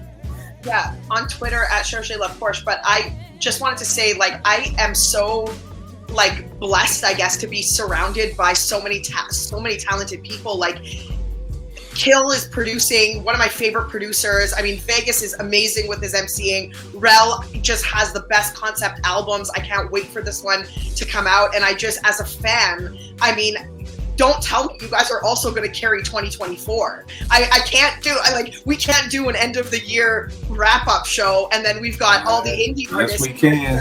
Here again. Don't tell me that. That's going to be great. Yeah, and again, get these projects on Bandcamp, but if you gotta wait, get them on Bandcamp Friday, and the next one is May 4th. And I will post that on Twitter. I always do, just so that, the return is there, but Bandcamp is definitely the way to go. So link up with these artists and get their Bandcamp stuff. So And you know, P, just want to shout you out and people like Scott and other people who are always supporting, because we can't do this without the supporters. You know what I mean? And you're always Bandcamp Fridays and trying to get people to buy the stuff and get as much money to the artists. So, you know, just same way that, you know, you're surrounded by talented people. We're blessed to be surrounded by people who support the music and help us to get the word out. So you are equally just as important as we are. So, you know, just want to thank you guys, because listen, music is, I don't know, it just reaches like levels and heights that honestly nothing else can, and it is really gets people through days and tough times, and it's just such an escape. So again, like, more thank you to you guys. It really is amazing. So all right, and you already know what it is with me, Kill 889, Twitter and IG. I swear some of the stuff, man, I don't know how the crackheads find me, but there isn't a day where now I want wish death upon black people, and I want every artist's career, because I'm like, you know, battles are inevitable in hip hop, and oh, you just want people to die, you know what I mean, people die behind this, you should be more for the community. And I'm like, I should be more for the community. And obviously you've been following me for one day, because I don't know anybody who is more for the community than me, but it is what it is. Come through the timeline, it's always a good time, people laugh, you know, it's always something to do if you're bored or whatever like that. I will check y'all next week, good peoples. yeah.